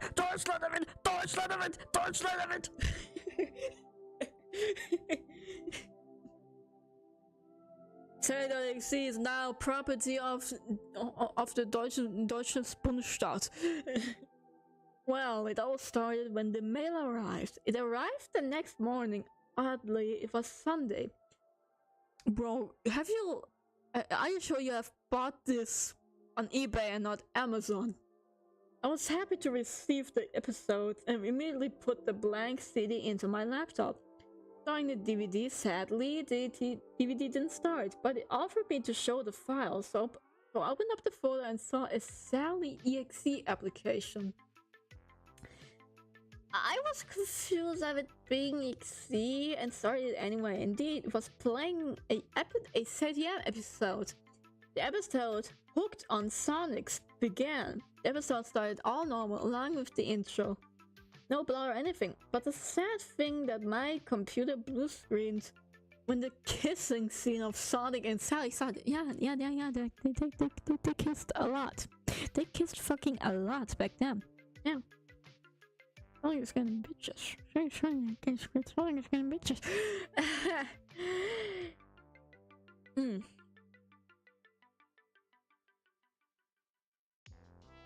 He had a lot of bitches, not gonna lie. And yeah. The breakup wasn't nice to look at. God damn it, it was also hot in the room. The sad thing was, blah blah blah. When Sally walks over to Sonic and kisses his cheek, he calls that kiss not so good and grants her a better one. It was a cute one, so too.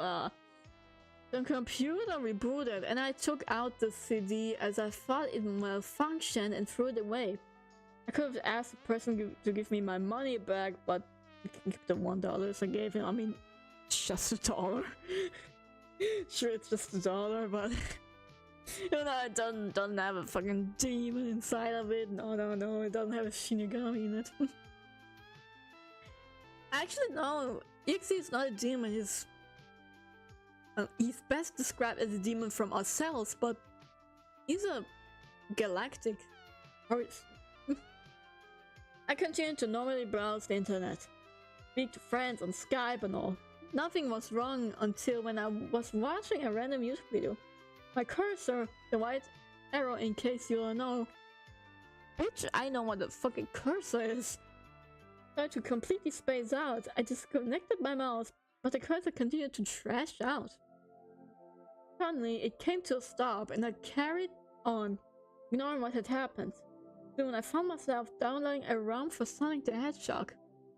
Fun game. As soon as I had downloaded it, I started up my emulator and began game in windowed mode. But oddly, the complete screen went black. I shrugged off and waited for the game to start. The familiar Sega jingle didn't sound. Well, it did, but it was slowed down so much it sounded demonic. It gave me a cringe. The background remained black, and the Sonic didn't pass the logo. It faded to black and some text appeared. At first, I thought it was red font, but it looked like I was scratched into my computer screen. For fuck's sake, what is it? Oh my god. There it is. Up for round 2? I blinked and flinched as the main screen came on. The sky was a dark gray, blah blah blah, blah blah blah blah, 666. Yeah, we know how the screen looked like in the game. Just then, I noticed a new character pop off out of the middle. A pink, bubbly little hedgehog poked her head out. At first, she was smiling, but then frowned at what was around her. She looked like she didn't really know what was going on. Amy Rose? I thought, what this is all about? Curiosity drove me to enter a press. A short, loud static noise sounded, and the screen faded. I wish I hadn't done so. Dan, Yixi. Kyle didn't want to play with me. What a shame. But I can play with you, right? The demonic Sega jingle sounded again as for a split second an image flashed. It disappeared too fast so I couldn't make it out. But I could swear I saw a red and black Sonic, blah blah blah. You could not see this so much detail in a second. Not perfect Act 1. So this is the description to this picture. We know how it looked like. We know how it looks like. Don't worry, we already know how it looks like. Game. And story, I mean.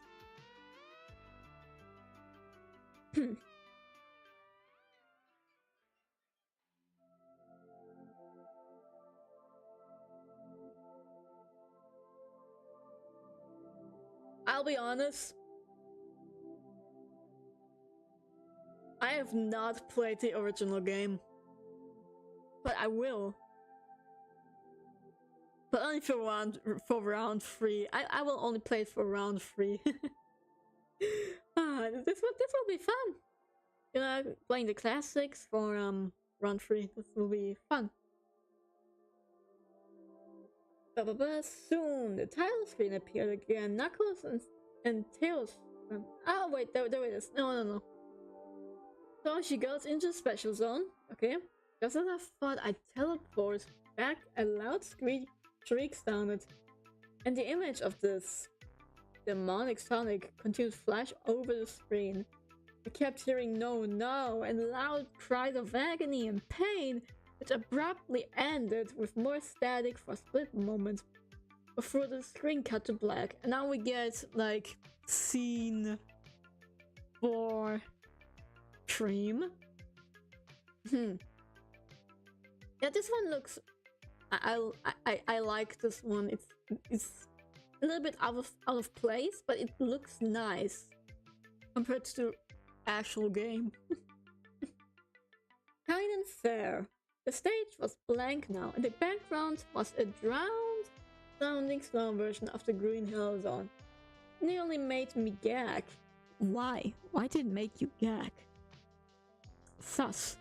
Something forced me to play. The stage began and Creepypasta was, like Amy's, very well done. But poor Cream.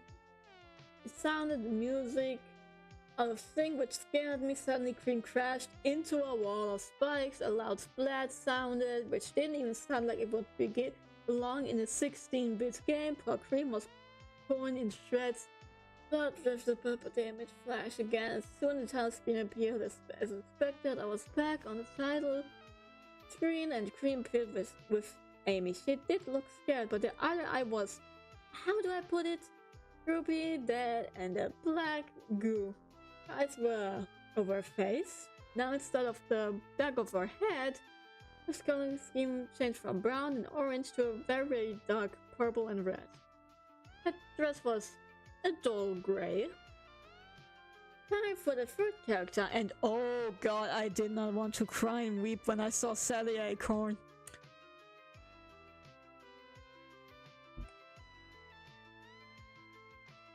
I mean, oh fuck, it's going to be very cruel when I say this. I don't hate Sally. I do not hate Sally. Okay, I'm gonna say it. I don't hate Sally. I wouldn't want her dead either.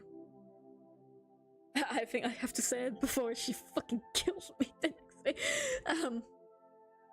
Putting on her innocent smile as she waved towards me, like she didn't know what torture would happen to her. The game was so terrifying yet so fascinating. I wanted to stop real bad, but my hand wouldn't budge. I even started shaking. I wanted to reach for the power button, turn the darn thing up, but my hand just wouldn't move, and before I knew it... Also, did you notice the Creepypasta is very short? It's very short. The Creepypasta is very short. We're already... And that doesn't have to do with me skipping a few parts that we already know. It's shorter than EXE's story. Just ironically. Act 9 for some reason. It said, a sad, dull melody played in the background as the silhouettes of the ground and the sprite silhouette resembled Sally appeared in front of the background that consisted the whole group of literally everyone, all in their tortured forms with a saddened expression. It also had Sonic, but in a nearly unrecognizable way. He'd had a wide grin on his face with razor-sharp teeth. He had black eyes with red dots for pupils, which were bleeding. It looked like he would reach out to a silhouette in front of him. I tried to move Sally, get her out of there. To my honor, the stage began to shrink, and to my horror, okay. And the black the black started to okay, I thought okay. And the black started to close in on Sally. I tried moving her again, but the walls wouldn't budge or move. I walked Sally back into the middle as the walls closed her in. She shrouded down before she disappeared in the black. Flat. The red writing appeared again. Only it was written, only it was dripping like blood, and it was Script. Sonic, my love. Suddenly, a familiar scene faded in. I recognized it immediately. Sonic Stadium was playing from where the CD cut off. It had a reddish shade, and Sonic had these black, bleeding, demonic eyes. Sally looked even worse, at least to me. Her eyes were missing. It was like they were taking out, and Sally's skull was removed close. It was sewed closed again. Blood was running from her wounds. It didn't look photoshopped. It was actually animated. Sonic pulled Sally over like in a show. Only tentacle-like things bursted out of their mouths and locked, making disgusting. Excuse.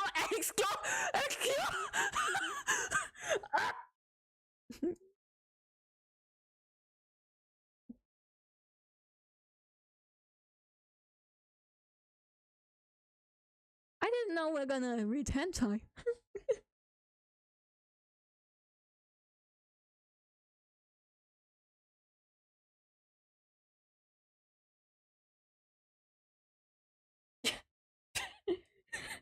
I didn't know we were gonna. What the fuck? I don't remember the creepypasta like that. I don't remember the creepypasta like that.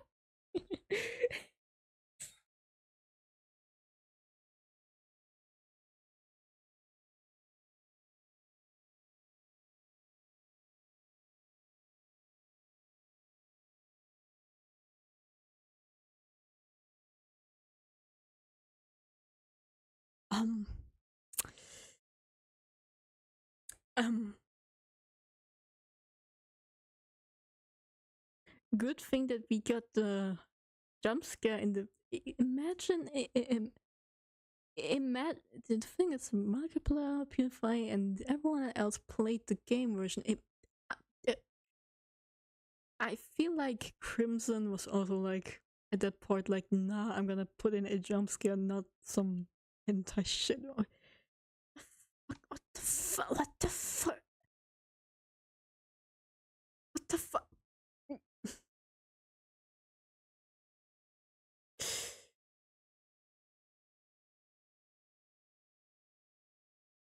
I've already read the next lines. No, I'm not gonna. Oh, fuck it. Okay. I could even see the bulge in Sally's throat. First thing was that they even looked like they were enjoying it, and for a moment, I think I was too.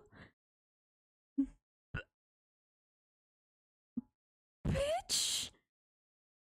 Bitch! What? The fuck? What the fuck? The fuck? The fuck? What the fuck? What the fuck? What the fuck? What the fuck?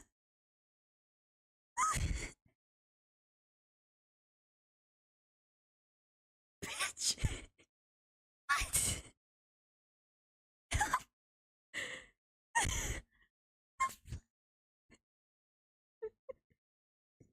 I could see the corrupted tails and knuckles in the background too. Sonic pulled away. So, not bad. Sally simply replied. I gagged and looked away from the screen. Yeah, thank you, bitch. Out of the corner, I noticed something on my bed. On my bed was the Sally doll I saw on eBay with its eyes missing. Awful mess of L pasta that is written much better than the original Creepypasta, although almost stolen. Fun fact, this story is actually stolen from a Creepypasta video.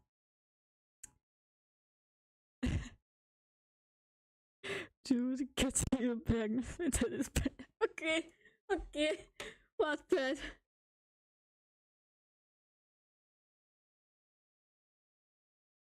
Okay. What the fuck? Mm. Okay. Mm.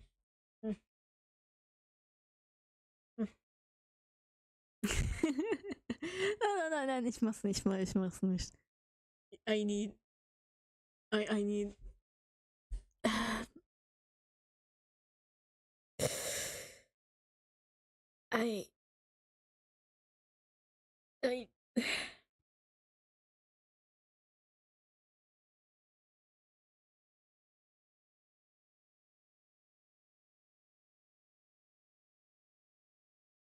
I think I need a moment. I need a moment. I need a moment. Hold on. I need a moment. I need a moment, chat. I need a moment. Chat, I need a moment. I need a fucking moment.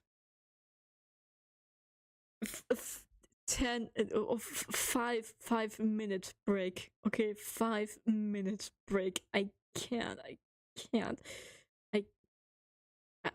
5 minutes break. Okay. Please. I'm begging. 5 minute break. I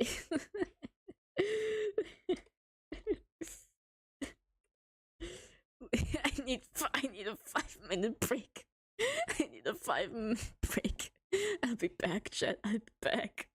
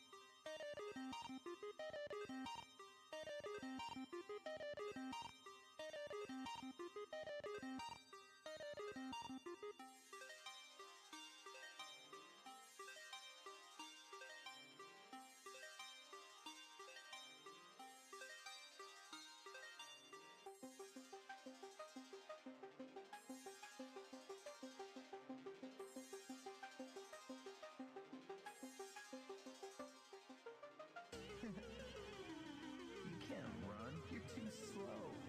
And I am God. Found you, silly. You want to try again?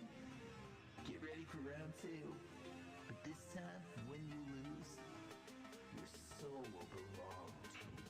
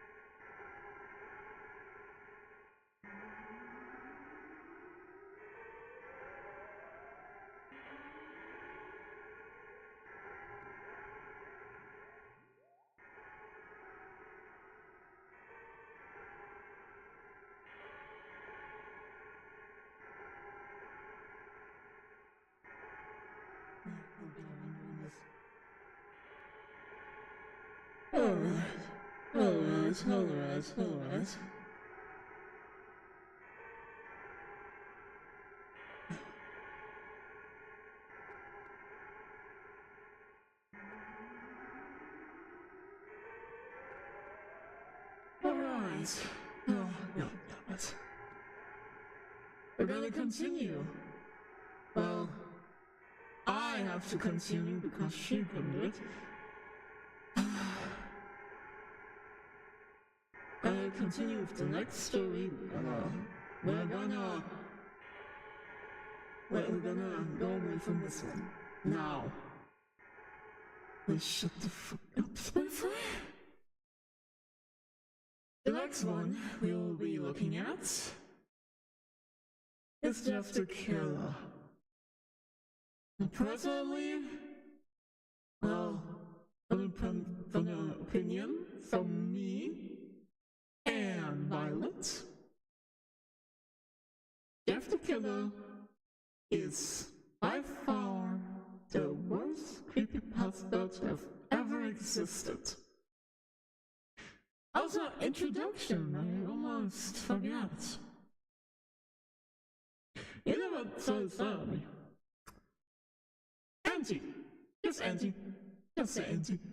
If you have problems like this, fuck you. I can't control my voice, so fuck you. We'll be having this voice, but the rest of the stream is not nice. Yeah. You do not like me. I know. I'm not even gonna waste any time. I'm gonna read right now because I cannot stand being in public. Lift the killer. Expert from a local newspaper. Ominous unknown killer is still at large.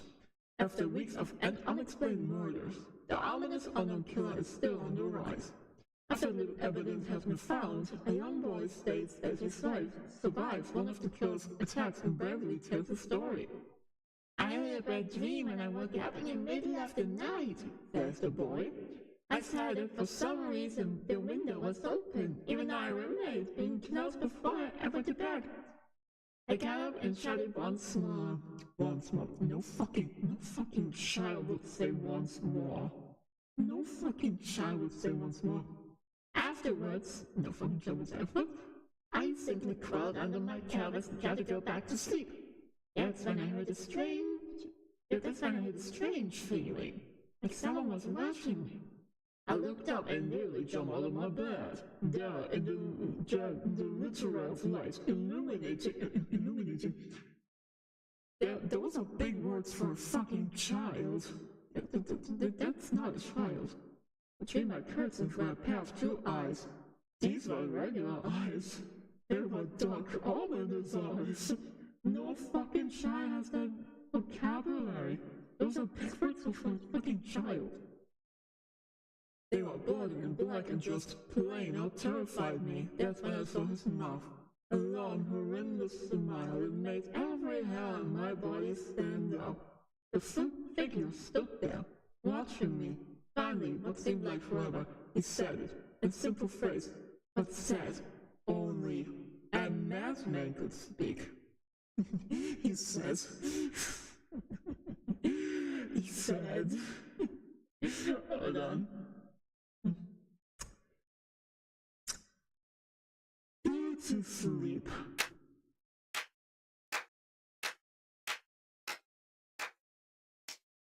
That's what sent him at me. He pulled out a knife, aiming at my heart. God damn it. I don't want to read this. Creepypasta. I went into it. I kicked and punched. I rolled around trying to knock him off me. That's a very brutal child there. That's when my dad busted in. The man threw the knife and went into my dad's drawers. He just walking in. Just walked in like, what the fuck's going on here, Jennifer? Anyway, the man probably would have finished him off if one of the neighbors hadn't alerted the police also quickly. He drove into the parking lot and ran towards the door. The man turned and ran down the hallway. I heard a smash like glass breaking as I came out of my room. I saw the window that was pointing towards the back of my house was broken. I looked out to see him vanish in the distance. I can tell you one thing, I will never forget that face, those cold, evil eyes, and that psychotic smile. They will never leave my head. So this is all an interrogation towards a child. But that's the whole monologue. That's a full-ass monologue that this child is giving them. Anyway, police are still on the lookout for this man. To see anyone that fits the description in the story, please contact your local police department. And now we're going into the past. Jeff and his family had just moved into a new neighborhood. His dad had gotten a promotion at work and they thought it would be the best to live in those fancy neighborhoods. Jeff and his brother Leo couldn't complain though. A new better house, but a lot to love. As they were getting packed, one of the neighbors came by. Hello, she said. I'm Barbara. I'll live across the street from you. I just want to introduce myself and to introduce my son. She turns around and calls her son over. Billy, these are our new neighbors. Billy said hi and went back to his yard. While, said Jeff's mom, I'm Margaret, and this is my husband Peter, and my two sons, Jeff and Leo. They introduced themselves, and then Barbara invited them to her son's birthday. Yeah, because that's what you do the first time you see a goddamn new family. You invite them immediately to your son's birthday. Totally nothing wrong could happen. Inviting complete strangers into your son's birthday party. Jeff and his brothers were about to object, but when their mother said that they would love to, and Jeff and his family were done packing, Jeff went up to his mom. Mom, why would you invite us to some kid's party? You have noticed I'm not some dumb kid. Jeff, said his mother. We just moved here. We should know. We should show them we want to spend time with our neighbors. Now we're going to a party, and that's final. Jeff started to talk, but stopped himself, knowing that he couldn't do anything. Whenever his mom said something, it was final. He walked up to his room and plopped down on his bed. He sat there looking at the ceiling when suddenly he got a weird feeling. Not so much pain, but a weird feeling. It's Smith S. Johnson. A random feeling. He heard his mother call him down to get his stuff, and he walked down together. So, this small paragraph has a lot of feelings to it. He got a weird feeling, just some willing feeling. Like, no, that's not how you write. That's not how you write it. Like how Rabbit used to write fucking German stories back in 6th class. Next day, Jeff walked downstairs to get breakfast and got ready for school. As he sat there eating his breakfast, he once again got that feeling. This time it was stronger. It gave him a slight tugging pain, but he once again dismissed it. As he and Leo finished breakfast, they walked down the bus stop. They sat waiting for the bus, and then all of a sudden some kid on overboard jumped over them, a skateboard, I mean, only inches above their legs. They both jumped back in surprise. Hey, what the hell? The kid landed and turned back to him. He kicked his skateboard up and caught it with his hands. Ooh. The kid seemed to be about 12, 1 year younger than Jeff. He wears an accurate shirt and ripped blue jeans. Also, yeah, this is good to mention. The only reason Jeff was popular back then is just because he got shipped with other Creepypasta characters. And here's the thing. Jeff is 13. Everything he does in this story that seems badass, he did this as 13. As a lame fucking 13-year-old child. Well, it looks like we got some new meat. Suddenly, two other kids appeared. One was super skinny and the other was huge. Well, since you're new here, I'd like to introduce ourselves. Over there is Keith. If you looked upward to the skinny kid, he had a dopey face that would expect a sidekick to have. And he's trying, they looked over to fat kids. Talk about a total heart. This kid looked like he hadn't exercised since he was crawling. Ooh. Oh boy. And I, said the first kid, am Randy. Now for all the kids in this new neighborhood, there's a small prize for boss fight if you catch my drift. Leo stood up, ready to punch the lights out of the kid's eyes, and one of his friends pulled a knife on him. Yep, a 12-year-old having a knife with him. I had hoped you would be cooperative, but it seems we must do this the hard way. The kid walked up to Leo and took his wallet out of his pocket. Jeff got that weird feeling again. Now it was truly strong, a burning sensation. Stood up, but Leo gestured him to sit down. Jeff ignored him and walked up to the kid. Listen here, little punk, if you like my girl's voice or else. Randy put the wallet in his pocket and pulled out his knife. His own knife. Oh, and what will you do? Just as he finished the sentence, Jeff popped the kid in the nose. As Randy reached for his face, Jeff grabbed the kid's wrist and broke it. Grabbed his wrist and broke it.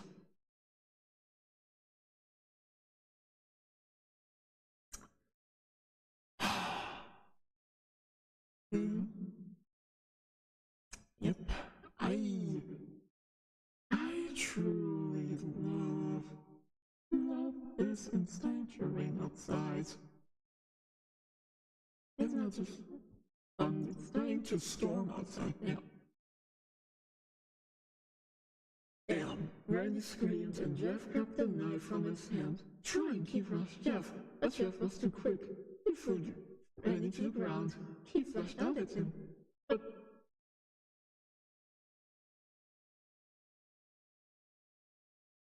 someone was going to see. Anyway, Troy rushed him too. Rushed him too. But Jeff... Now it's starting to storm a lot, okay. But Jeff didn't even need the knife. Just punched Troy straight in the stomach and throwing down. As he fell, he turned all over. Leo could do nothing but look in amazement at Jeff. Jeff, how you do? Was all he said. They saw the bus coming and they knew that they had to blame for the whole thing. So they started running as fast as they could. As they ran, they looked back and saw the bus driving, rushing over Randy and the others. As Jeff and Leo made it to school, they didn't dare to tell what happened. All they did was sit and listen. Yeah. Oh! It's also thundering. Oh boy, it's also thundering. Haha. Isn't that just lovely?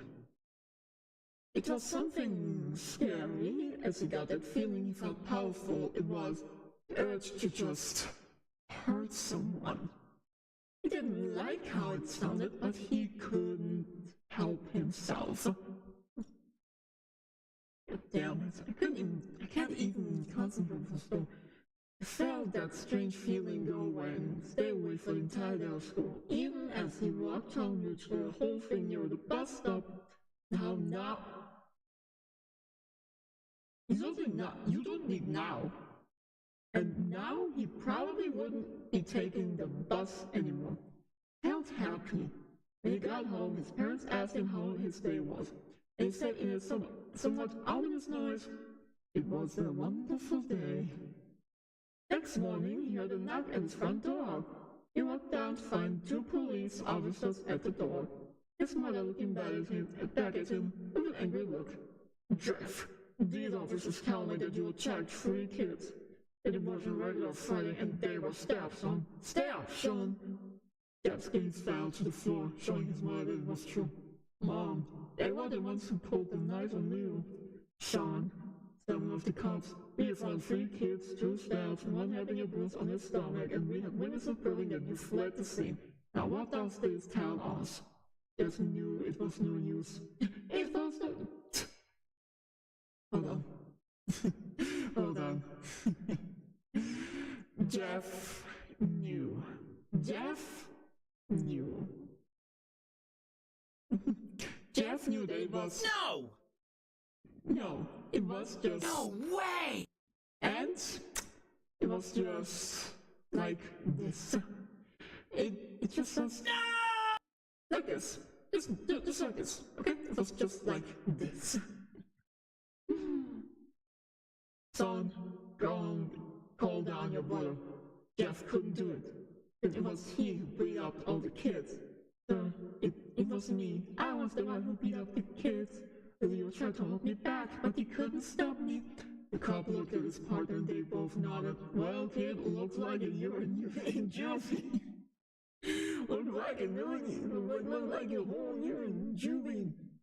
"Wait," says Leo. Oh, they looked up to see him holding a knife. The officers pulled their guns and locked them onto Leo. Yeah, that's accurate. That's accurate American police behavior.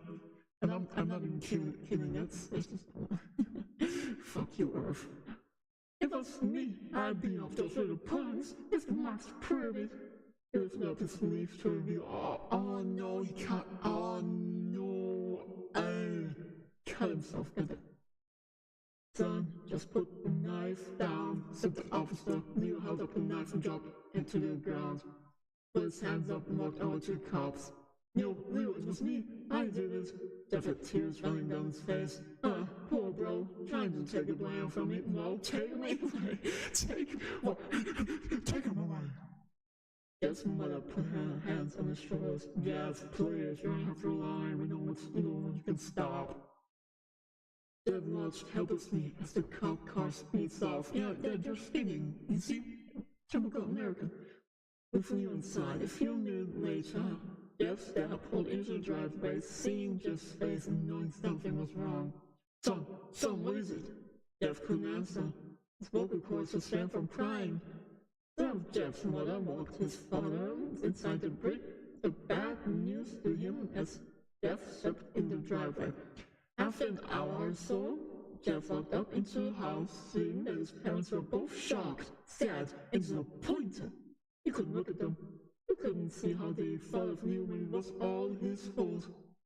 He just went to sleep, trying to get the whole thing off his mind.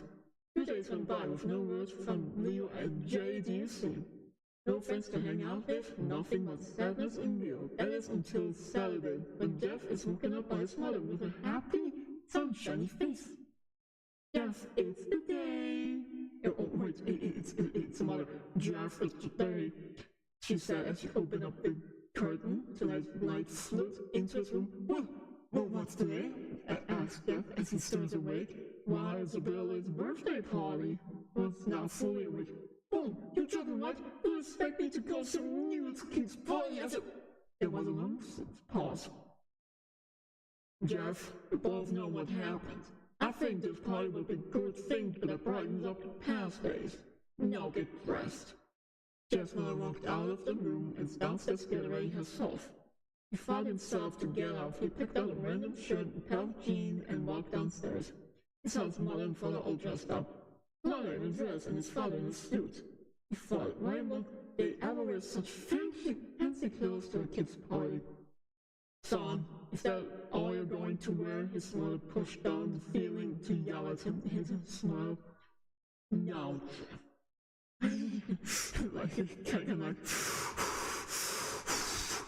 No, Jeff, you may be overdressed, but this is how you go if you want to make an impression, said his father. Jeff grunted and went back to his room. I don't have any fancy clothes, he yelled downstairs. Just pick up something, called his mother. He looked around in his closet for what he could call fancy. On a pair of black dress he had for such occasions. And on the shirt he wouldn't find a shirt to go with. He looked around and found only a skirt and patterned shirts, none of which would go. Finally he found a white hoodie and put it on. But when that, they both said, his mother looked at her watch. Oh, no time to change, let's just go. She said as she heard Jeff and his father out the door. They crossed the street over to Barbara and Billy's house. They knocked on the door and it appeared that Barbara, just like his parents, way overdressed. As they walked inside, all Jeff could see were doors. No kids. Sus. Digger? Sus. Jeff walked outside to his yard full of kids. They were running around in real cowboy costumes and shooting each other with plastic guns. He might as well be standing in a Toys R Us. Suddenly a kid came up to him and handed him a toy gun and that. Hey, wanna play? No kid, I'm too old for this stuff. The kid looked at him with that weird puppy dog face. Please, said the kid. Fine, said Jeff. He put on the hat and started to pretend shooting at the kid. At first he thought it was totally ridiculous, but then he thought it actually was fun. It might not have been super cool, but it was... Okay.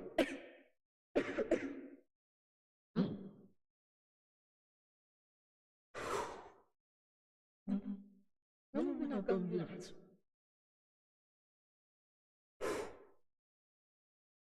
That was the first time he had done something took his mind off of Leo. So he played with the kids for a while until he heard a noise, a weird rolling noise. Then it hit him. Randy, Troy, and Keith all jumped over the fence on their skateboards. Jeff dropped the fake gun and ripped off the head. Randy looked at Jeff with burning hatred. Hello, Jeff, is it? He said. We have some unfinished business. Jeff saw his Bruce noise. Bruce noise. Nose. I think we're even. I beat the crap out of you. You got my brand sent to JDC. Randy got an angry look and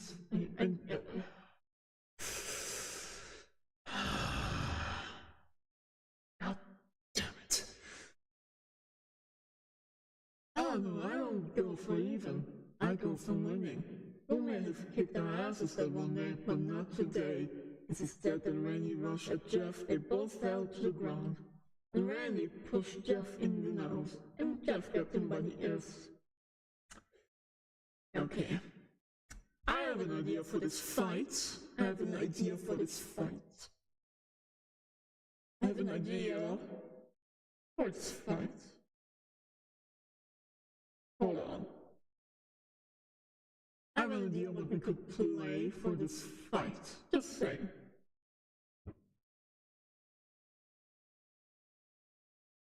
Give me a second, chat. Give me a second.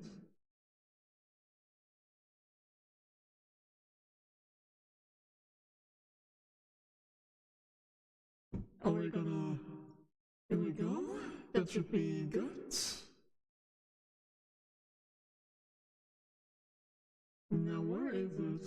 Where is it? Come on. Come on. Where is it? There we go. Yep, that seems more like it. Yep, that seems more like it. Randy got an angry look on his face. Oh no, I don't go for even. I go for winning. You may have kicked your asses that one day, but not today. As he said that, Randy rushed at Jeff. They both fell to the ground. Randy punched Jeff in the nose, and Jeff grabbed him by the ears and headbutted him. Jeff pushed Randy off of him, and both rose to their feet. Kids were screaming. Parents were running out of the house. Trying to keep both pulled guns out of their pockets. No one interrupts or guts will fly, they said. Randy pulled a knife on Jeff and stabbed him into the shoulder. Jeff screamed and fell to his knees. Randy started kicking him in the face. After 3 kicks, Jeff grabs his foot and twisted it, causing Randy to fall to the ground. Jeff stood up and walked towards the back of the door. Troy grabbed him. Need some help? He picks Jeff up by the back of the collar, throws him back through the punishing door. As Jeffrey tries to stand, he's kicked down to the ground. Randy repeatedly starts kicking Jeff until he starts to cover blood. Come on, Jeff, fight me. He picks Jeff up and throws him into the kitchen. Randy sees a bottle of vodka on the counter and smashes the glass over Jeff's head. Fight! He throws Jeff back into the room. Come on, Jeff, look at me. Jeff dances up, his face riddled in blood. I was the one who got your brother sent to JDC, and now you're just gonna sit there here and let him rot in there for a whole meal? You should be ashamed. Jeff starts to get up. Oh, finally you stopped the fight! Jeff is now to his feet, blood and vodka on his face. Once again, he gets that strange feeling, the one in which he hasn't felt for a while. Finally, he's up, says Randy, as he runs at Jeff. Guess what happens? Something inside Jeff snaps. His psyche is destroyed. All rational thinking is gone. All he can do is kill. He grabs Randy and punches him straight in the heart. The punch causes Randy's heart to stop. And oh my god! When he gasps for breath, Jeff hammers down on him, punch after punch. Blood gushes from Randy's body until he finally takes one final breath and dies.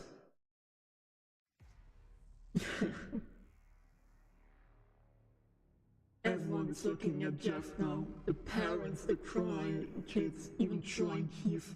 Although they easily break from their gaze and point their guns at Jeff. Jeff sees the guns trained on him and runs for the stairs. He runs Troy and Keith. They all fire on him. Each shot missing, all they're bad at aiming. Jeff runs up the stairs. He hears Troy and Keith follow up behind as they let out their final round of bullets.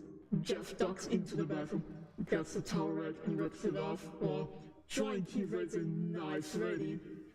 Troy swings his knife at Jeff, who backs away and bangs the towel rack into Troy's face. Troy goes down hard, and now all that's left is Keith. He is more agile than Troy though. He ducks when Jeff swings the towel rack. He dropped the knife and grabbed Jeff by the neck, pushed him into the wall. A thing of bleach fell down on top of him from the top shelf. It burned both of them and they both started to scream. Jeff wiped his eyes as best as he could. He pulled back to the towel crack and swung it straight into Keith's head. As he lay there, bleeding to death, he had an ominous smile. "What's so funny?" asked Jeff. Keith pulled out a lighter and switched it on. "What's funny?" he said. He said, "You're covered in bleach and alcohol." Jeff's eyes widened as Keith threw the lighter at him. As soon as the flame contacted with him, the flames ignited the alcohol in the vodka. While the alcohol burned him, the bleach bleached his skin. Jeff let out a terrible screech as he caught on fire. He tried to roll the fire out, but it was no use.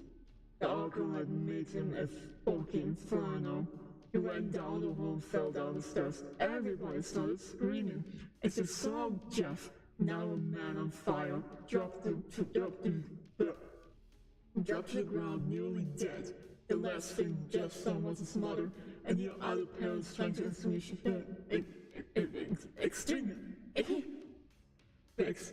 the flames. That's when he passed out. And and Jeff woke up. He had a cast wrapped around his face. He couldn't see anything, but he felt a cast on his shoulder and ditches all over his body. He tried to stand up, but he realized that there was no tube in his arm. And when he tried to get up, it fell out. And the nurse rushed in. "I don't think you can get out of the bed yet," she said as she put him back in his bed and reinserted the tube. Jeff sat there with no vision, no idea of what his surroundings were. Finally, after hours, he heard his mother spoke. "Honey, are you okay?" he asked. Jeff couldn't answer her. His face was covered. He was unable to speak. "Oh, honey, I have great news. After all the witnesses told the police, Rainy confessed of trying to attack you. We decided to let Leo go. And somewhat, Jeff is just unharmed by literally everything that has been going on." My wife agreed, okay. Mama, I remember.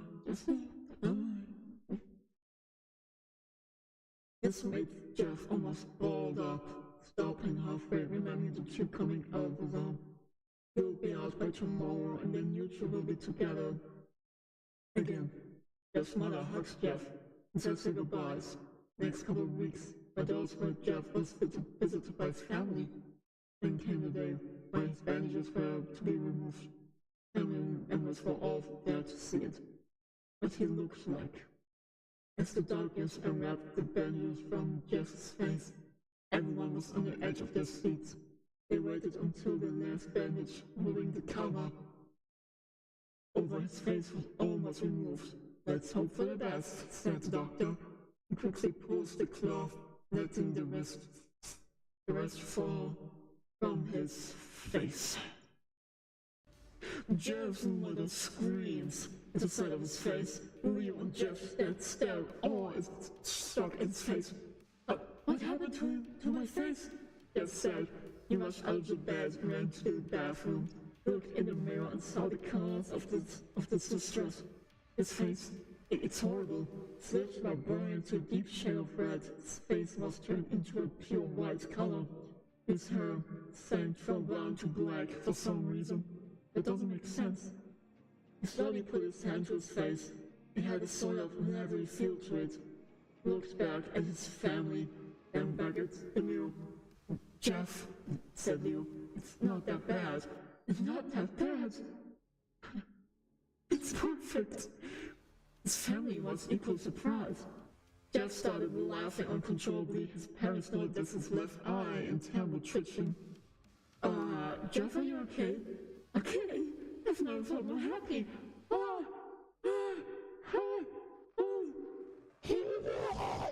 Look at me." His face goes perfectly with me. He couldn't stop laughing. He stroked his face, feeling it, looking at it in the mirror. "Of course, that's why you never call me fucking dumbass and turn into fucking kill machine." "Doctor," said Jeff's mom, "is my son alright? You know, in the head?" Oh yes, this behavior is typically for patients that have taken very large amounts of painkillers. If this behavior doesn't change in a few weeks, bring him here and we'll give him a psychological test. Advertisements. Oh, thank you, doctor. Jeff's mother went over to Jeff. Jeff, sweetie, it's time to go. It's time to go! Jeff looked away from the mirror, his face still formed into a crazy smile. Yay, mommy!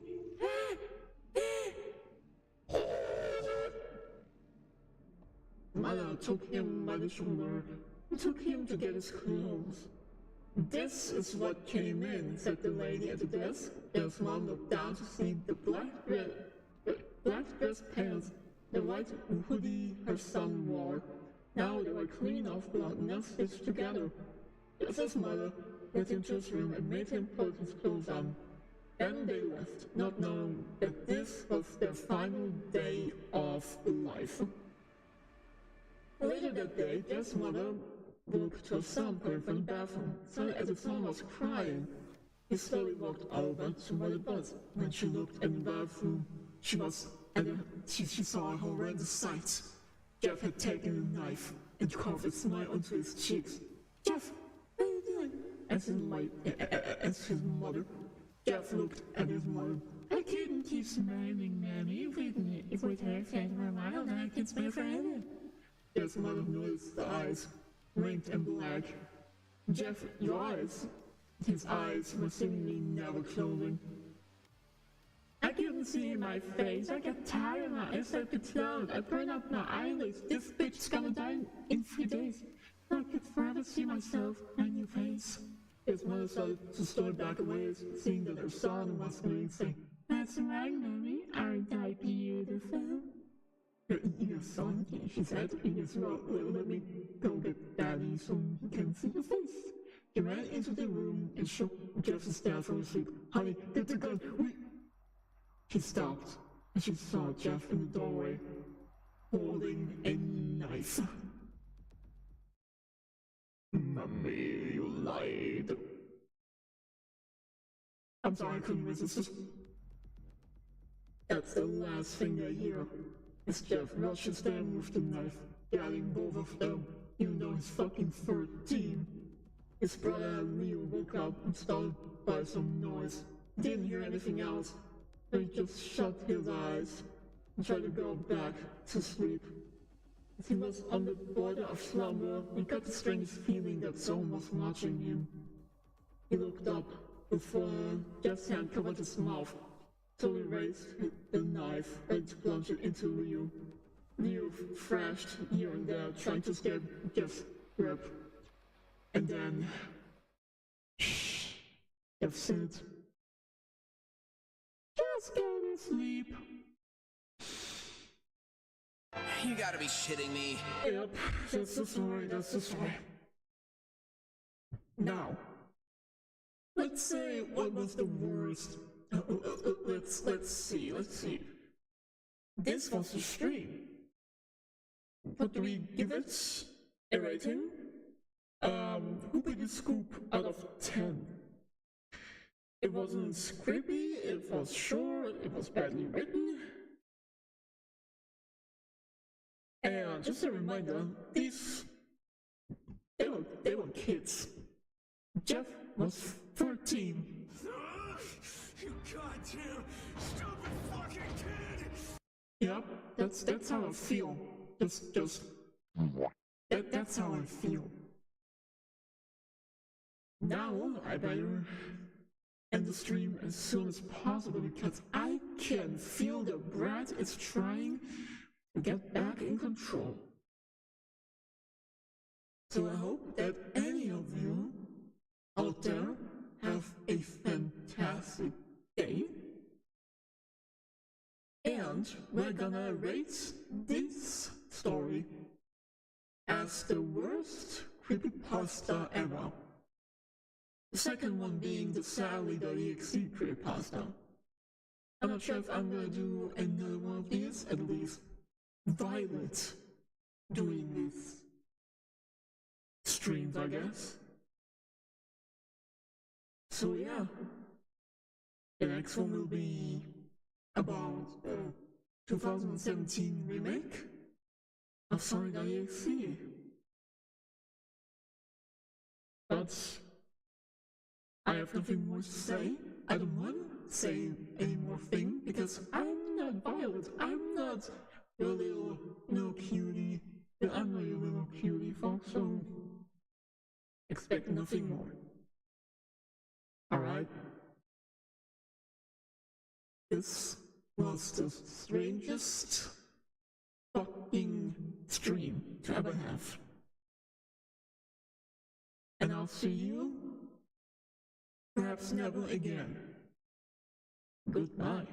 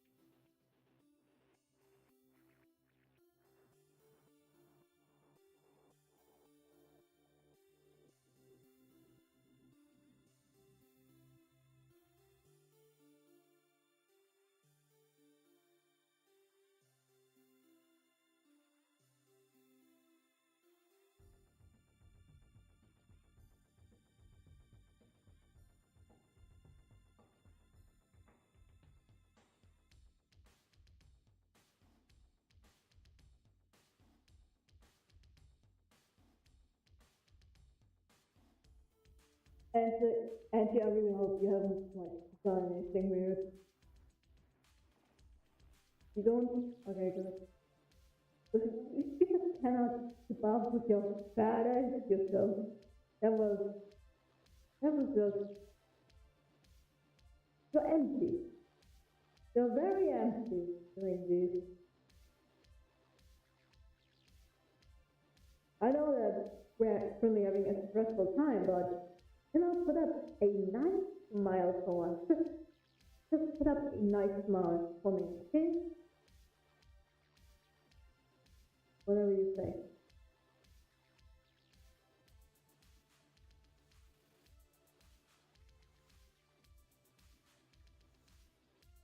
I know that this hard drive is gone.